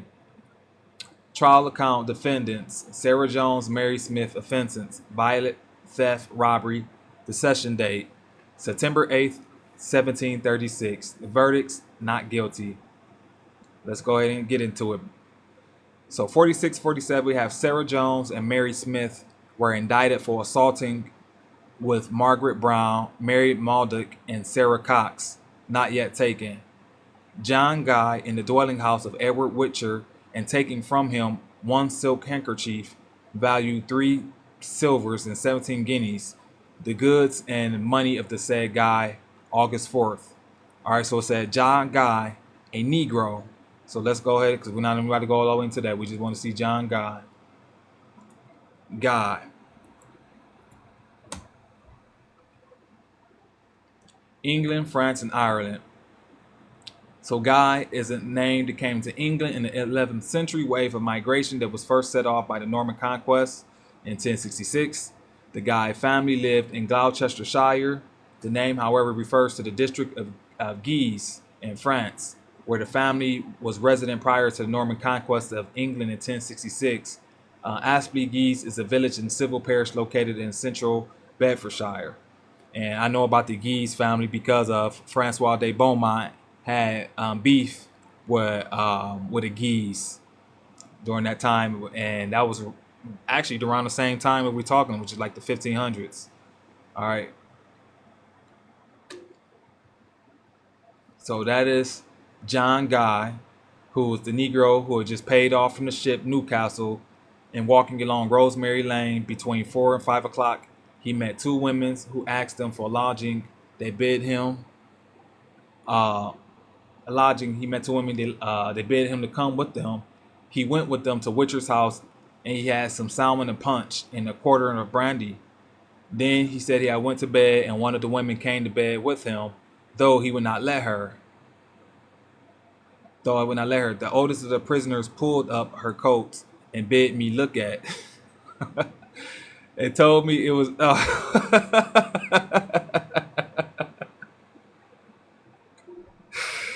Oh man, this is hilarious. All right, so the oldest of the prisoners pulled up her coats and bid me look at. It told me.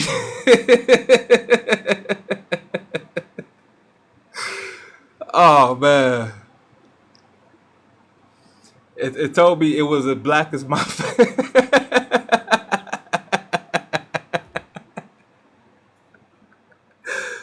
Oh my gosh, this is hilarious, man.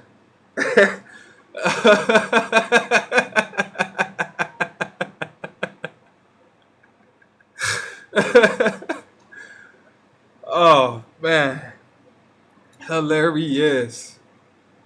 All right. And bid me to look and told me it's black as my face, and I would not do it, but went to sleep. And when I waked up, found all my money gone.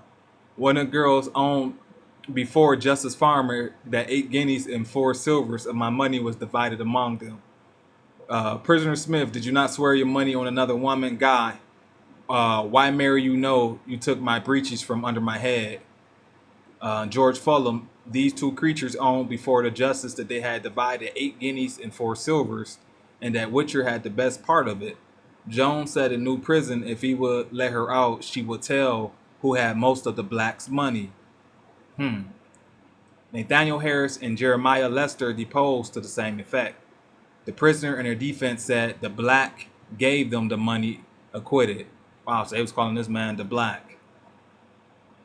That was Mr. John Guy. But that was hilarious, man. Give me 1 second. I gotta. Oh no, my headphones. Oh no, they cool. Just give me 1 second. But that's hilarious. I had to lift up her coat and told her how black it was. Oh, shoot.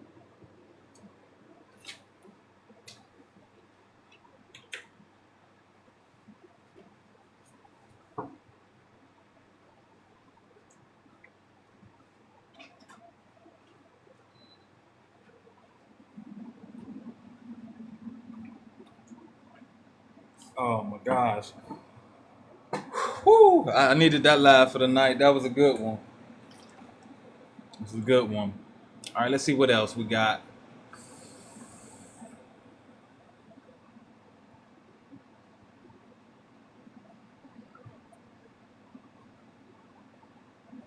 All right, let's look at Jeffrey Morat. All right, and Morat, and they say otherwise Murat, which Murat.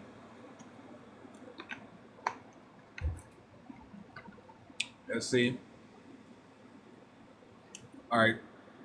So trial type, trial account, defendants Jeffrey Morat, session date February 16th, 1737. Verdict, guilty, punishment, death. Dang. All right, so it says number 22, Jeffrey Murat, otherwise Murat, a Negro of St. George, Hanover Square, was indicted for breaking and entering the house of Peregrine Bertie, Esquire, commonly called Marquis of Lindsay, about the hour of 2 in the night, and stealing thence 2 pair of silver breast buckles, valued 20 silvers, and 2 guineas in money, the property of the said Peregrine Bertie, on February 1st. He was the second time indicted for assaulting Hannah Emberton in the dwelling house of Peregrine Bertie, Esquire, commonly called Marquis of Lindsay, putting her in fear and taking from her a stuff and silk pocket valued $2 and a silver thimble value of $6, or I think that's what that is. Corkscrew value $6.03, halfpenny in money, February 2nd. He was a third time indicted for feloniously breaking and entering the said house with an intent to said Hannah Emberton to kill and murder against the peace of our Lord, the King. Wow. On February 1st. All right, so the counsel for the king having opened the charge, the witnesses were called. Simon Perry, I have the honor to attend the Lord Carpenter as his clerk, and was present when the prisoner's examination was taken before him. It was read to him he owned it was true, and he set his mark to it, and I saw my lord carpenter sign it. This is the confession of the prisoner.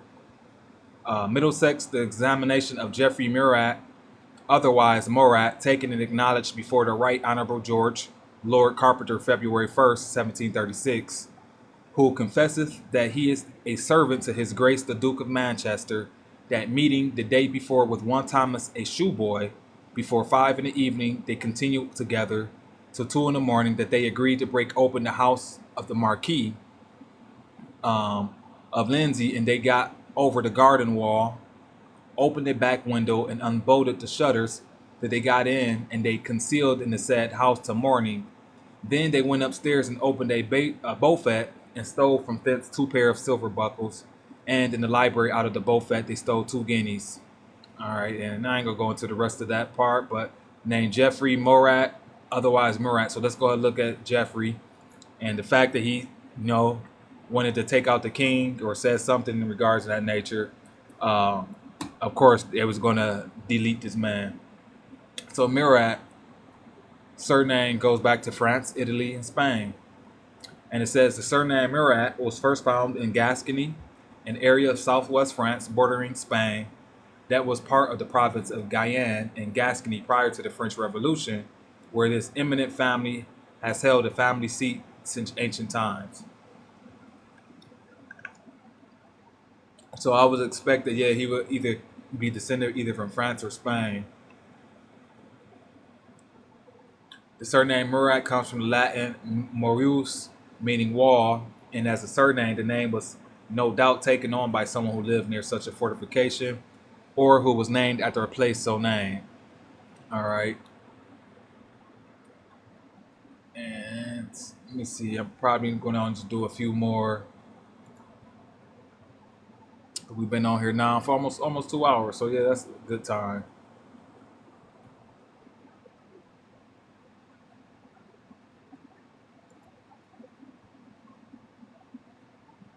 Let's see. That's not. I want to do that one. That's not good enough.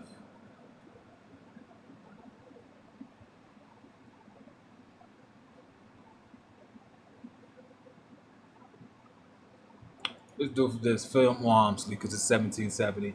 So trial account, defendants Philip Walmsley, offenses theft, grand larceny. Session date October 24th, 1770. Verdict guilty, punishment transportation. So as you can see, part of the punishment that a lot of the guilty verdicts were getting was they were getting shipped or transported over here to the so-called colonies as part of their punishment. So I'm glad this was something or one that we was able to see, because now you hopefully many of you understand that a lot of your predecessors came over here as criminals. All right, as criminals who were listed underneath guilty verdicts, and part of that punishment where they had to be transported over here to the so-called colonies. So before we go into the case, let's go ahead and just talk or check out his surname, Walmsley.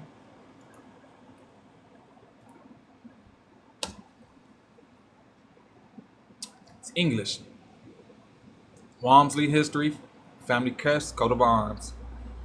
So the surname Walmsley was first found in Lancashire at Bickersfat in Holland, and after times the township of Wiltshire in Lancashire became a possession of the Walmsleys, of whom Sir Thomas Walmsley died, seized of the estate in the reign of Charles I. Today, Walmsley is a village in the metropolitan borough of Bury, Greater Manchester. The place names literally meant lake by the wood. The Walmsleys, who derived their name originally from the Lancashire township, are now very numerous in the Preston district. There was an old and distinguished family of the name of Duncanhigh or Duncanhogg, Blackburn, during the 16th and 17th centuries. Sir Thomas Walmsley of Duncanhogg was a judge of the Common Pleas in the reign of Elizabeth.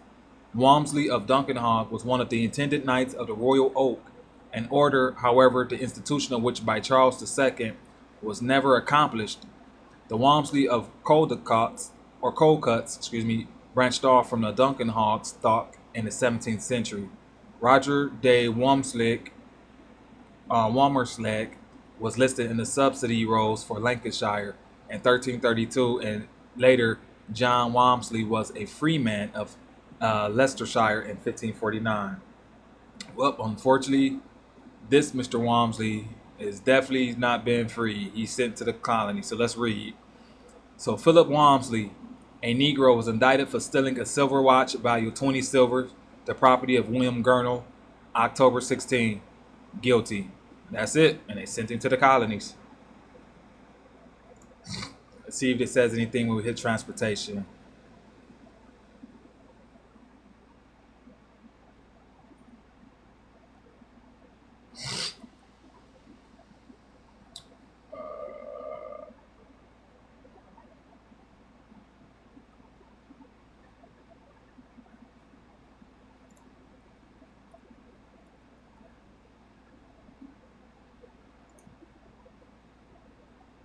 Transportation. All right, so convicts on their way to transportation from criminal London. So the first major innovation in 18th century penal practice was the substantial expansion of the use of transportation. Although it was believed that transportation might lead to the reformation of the offender, the primary motivations behind his punishment were a belief in its deterrent effect and a desire to simply remove hardened criminals from English society to places where they could help establish new colonies. I hope y'all hear this. Although many convicts were transported in the 17th century, it was done at their own expense or at the expense of merchants or ship owners. So that even still, they had that guilty verdict, and the consequence of them being shipped to the colonies via transportation, they still had to pay for it themselves, which is crazy. In the early 18th century, transportation came to be seen as a way of creating an effective alternative to the death penalty that avoided the apparent leniency of the other main options: benefit of clergy and whipping. In 1718, the first Transportation Act allowed the courts to sentence felons guilty of offenses subject to benefit of clergy to 7 years transportation to America. This act also allowed those guilty of capital offenses and pardoned by the king to be sentenced to transportation, and established returning from transportation as a capital offense. You hear this? So for those who actually got sent to the colonies underneath the verdict of transportation or the results of transportation, you couldn't return back. You couldn't come back. So pretty much they were getting expelled out of the colonies, or excuse me, getting expelled out of the kingdom. And like he said, for them to return from transportation, that was considered a capital offense. So you couldn't come back. In 1720, a further statute authorized payments by the state to the merchants who contracted to take the convicts to America. Thus, for the first time, the state undertook to finance an expensive method of punishing felons. Transportation soon became the dominant sentence for convicted felons at the Old Bailey, and some 57,000 convicts were sent to the American colonies. These account for over 2/3 of all Old Bailey convicts between 1720 and 1775. In 1776, transportation was halted by the outbreak of the war with America. Although convicts continued to be sentenced to transportation, male convicts given this sentence were confined to hard labor in hulks on the Thames, while women were imprisoned. Following failed attempts to transport convicts to Africa and the Americas, you hear this? Do you hear this? So they were sending people to Africa from the British Isles, aka from England, Ireland, and Scotland, underneath what we call transportation. So following failed attempts to transport convicts to Africa and Americas, transportation finally resumed in 1787 with a new destination, Australia. So Brother Milburn, you were right.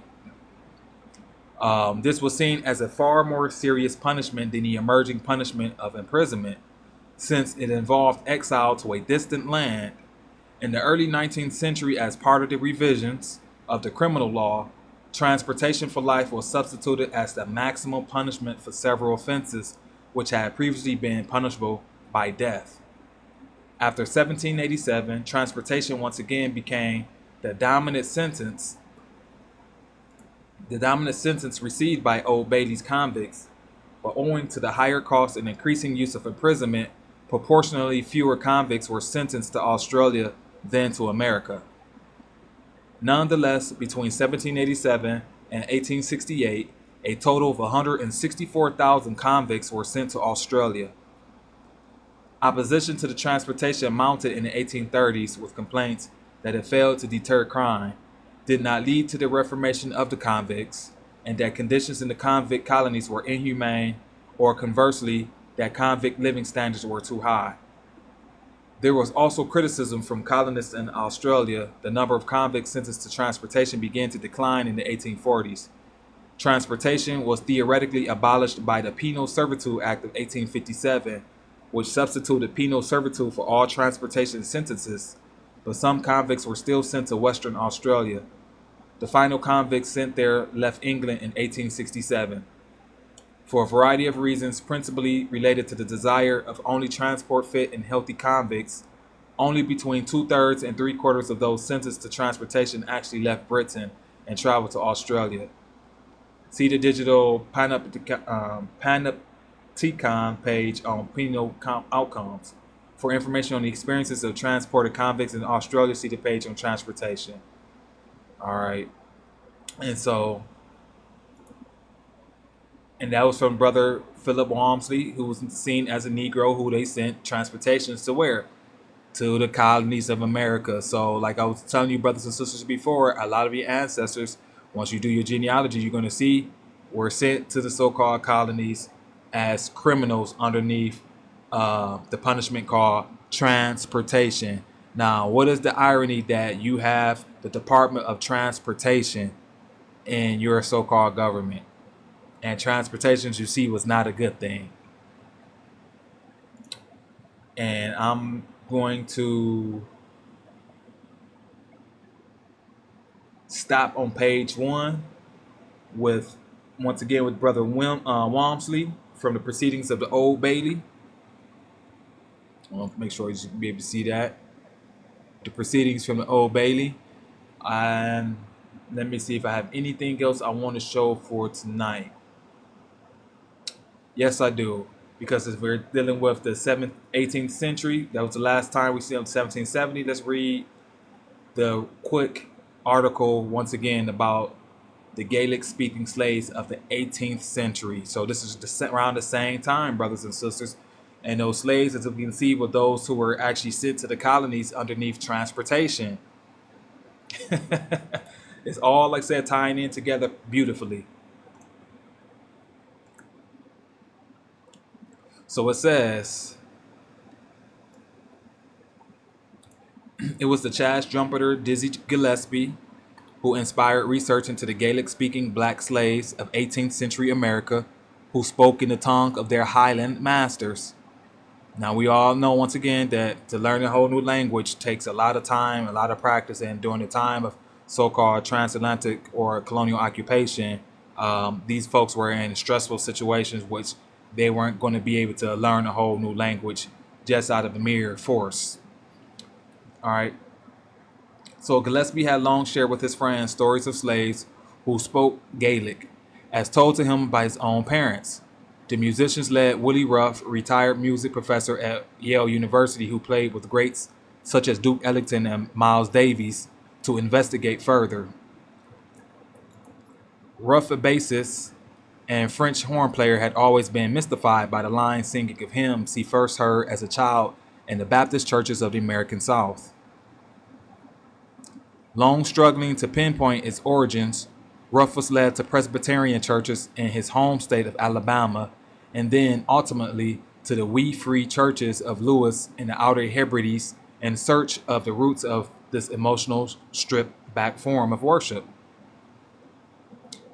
It has been widely held in the United States that the method of praise, where the congregation repeats back a line of a song to those leading the sermon, originated in Africa and then taken to the plantations by slaves.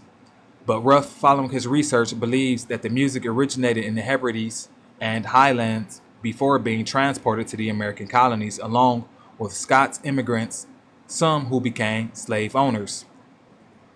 Ruff earlier said, "I have been to Africa many times in search of my cultural identity, but it was in the highlands that I found the cultural roots of Black America. We, as Black Americans, have lived under a misconception. Our cultural roots are more Afro-Gaelic than Afro-American. Just look at the Harlem phone book. It's more than a book for North Ulster. We got our names from slave masters.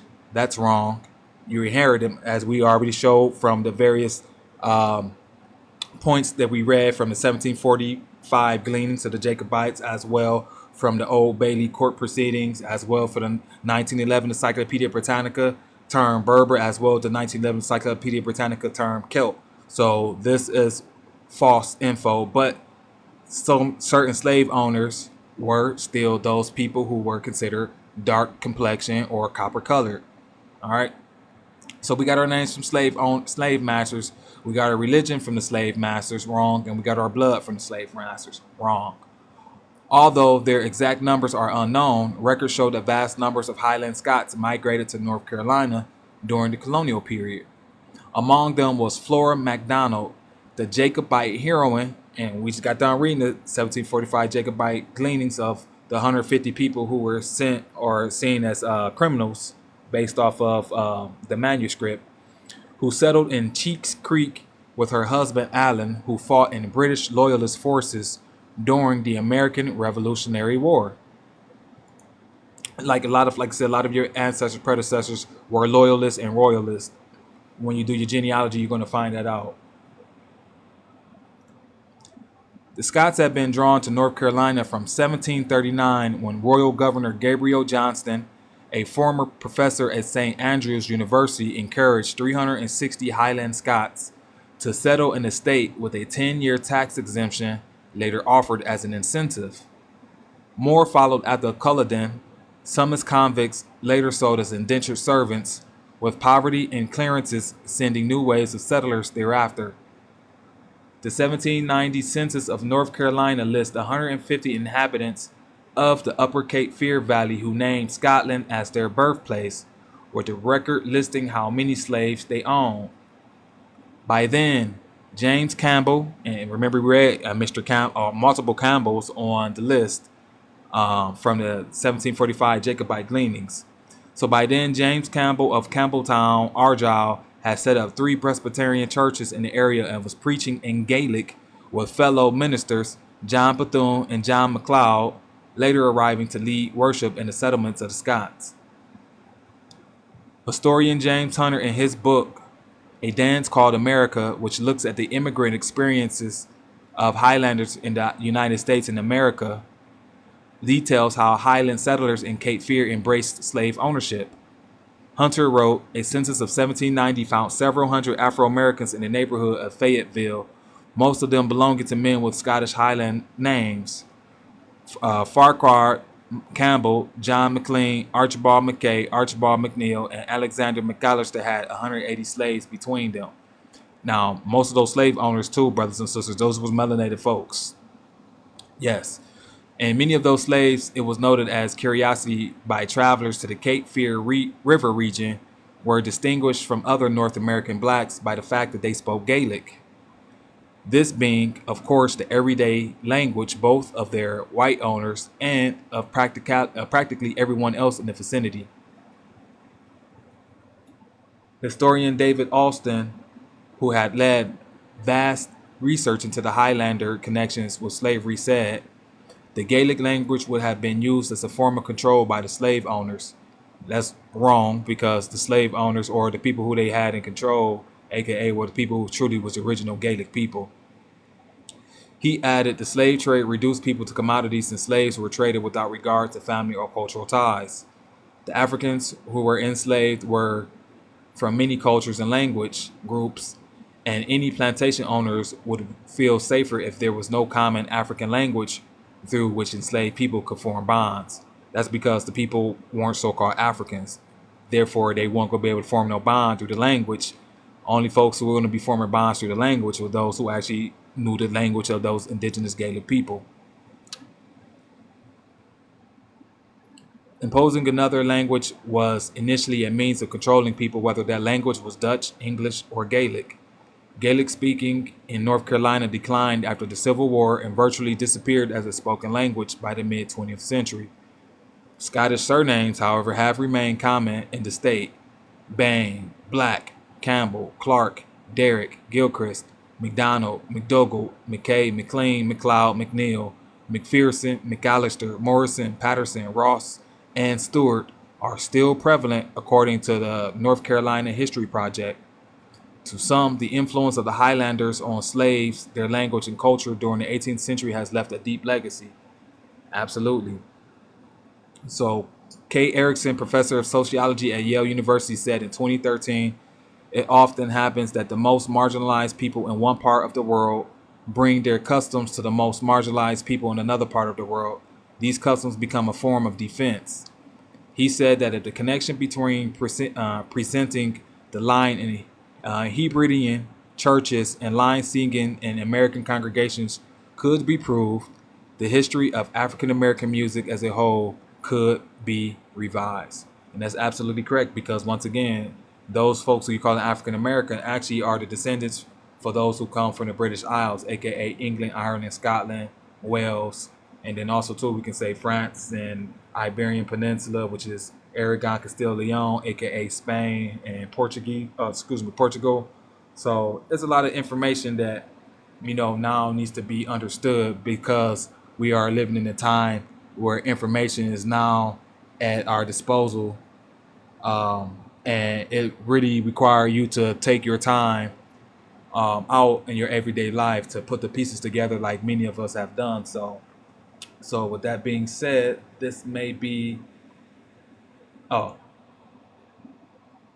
the last part of this, because a lot is happening and taking place in regards to the Irish, especially for getting prepared for the the July 4th American Independence Day.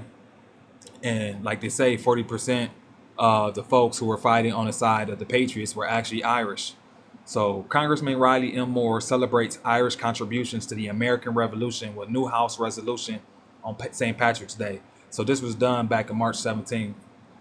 Washington, D.C. today, Congressman Riley M. Moore introduced a House resolution honoring the extraordinary contributions of Irish colonists to the American War for Independence, coinciding with the Irish efforts to push the British out of Boston on St. Patrick's Day. This resolution is especially important as Congress prepares to recognize America's great heritage during our nation's 250th anniversary on July 4th, 2026. That's in 2 days. This resolution recognizes that Irish immigrants and Americans of Irish descent played a significant role in securing America's freedom from 1775 to 1783. Historians estimate that about up to 40% or more of the Continental Army consisted of Irish-born soldiers or those of Irish heritage, despite comprising only about 10% of the population at the time, providing vital manpower in key battles as foot soldiers, officers, and specialists. Prominent figures highlighted include Commodore John Barry, the Irish-born father of the American Navy, who captured the first British warship on the high seas, fought at Trenton and Princeton, and led to the war's final naval engagements. Aides to General George Washington, such as Dr. James McHenry, later the 3rd U.S. Secretary of War, and Colonel John Fitzgerald, were Irish immigrants who served valiantly. At least 8 signers of the Declaration of Independence had Irish roots or were born in Ireland. Most notably, Charles Carl or Carleton, the only Catholic signer who helped draft Maryland's Constitution and later served as U.S. Senator. He outlived all other signers, passing at age 95. This resolution, so Irish merchants and leaders, including Thomas Fitzsimons, one of the 2 Catholic signers of the U.S. Constitution, raised funds, supplied the army, and supported the cause politically. The shared pursuit of the liberty from British rule linked American colonists and the Irish people with the revolution, inspiring future Irish independence movements. This resolution celebrates the courage, sacrifice, and indispensable role Irish Americans played in founding our nation. As we approach America's 250th birthday, it is important to recognize the profound contributions of Irish patriots to the Revolutionary War and to the continued flourishing of our republic. I am proud to introduce this resolution on St. Patrick's Day to honor Irish Americans' contributions to the founding of our nation, recognize the enduring bond between America and Ireland, and encourage all Americans to embrace this important heritage during the quincentennial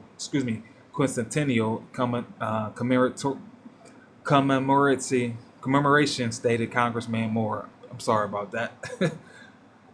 From the first shot to Lexington and Concord to Cornwallis surrender at Yorktown, the Irish immigrants and Irish Americans stood shoulder to shoulder with fellow patriots to secure America's independence and make the promise of liberty real, said Congresswoman Maria Salazar. That same spirit of courage and sacrifice carried forward to help build communities across our country, including Miami, whose first mayor was of Irish descent. I am proud to support this resolution, which recognizes that from the very beginning, the Irish didn't just join America's story. They helped write it, defend it, and shape the nation we know today.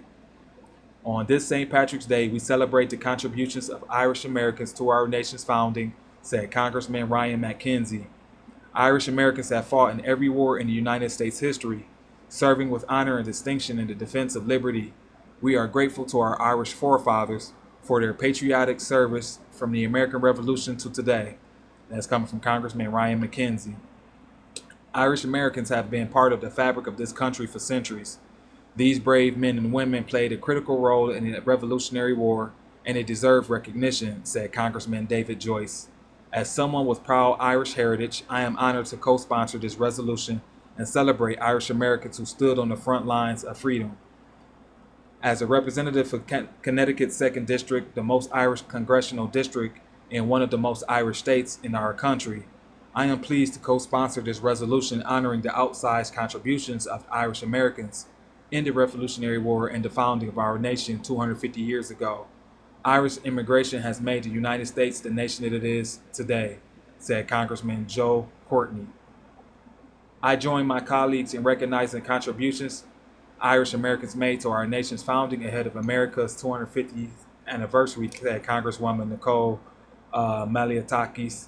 As someone who represents a district with a vibrant Irish American population, I am proud to honor their legacy this St. Patrick's Day. And finally, like so many Americans, I'm proud to trace my heritage back to Ireland. From America's earliest days, Irish immigrants have made a historic and lasting impact.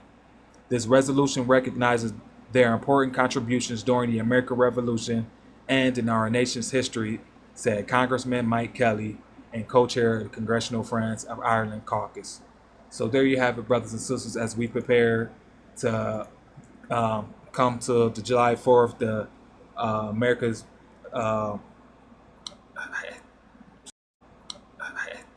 trying to make sure I said that word right, for the Declaration of Independence, the 200-year anniversary. This information is now coming to the forefront in regards to, they were the framework in regards to the plantation here in the Americas. It's here in the Americas. It's a great bill. Hopefully you have learned a lot of information that you can now take with you in the dream world. And hopefully tomorrow when we come back with another live, you yourself will be able to chime in and give your feedback in regards to what you have learned and hopefully what you have found on your own genealogical work. So with that being said, stay tuned, take care of yourself, make sure you stay hydrated, make sure you take care of your loved ones, continue to keep doing random deeds and good deeds and random acts of kindness all the time, wherever you are. And with that being said, peace.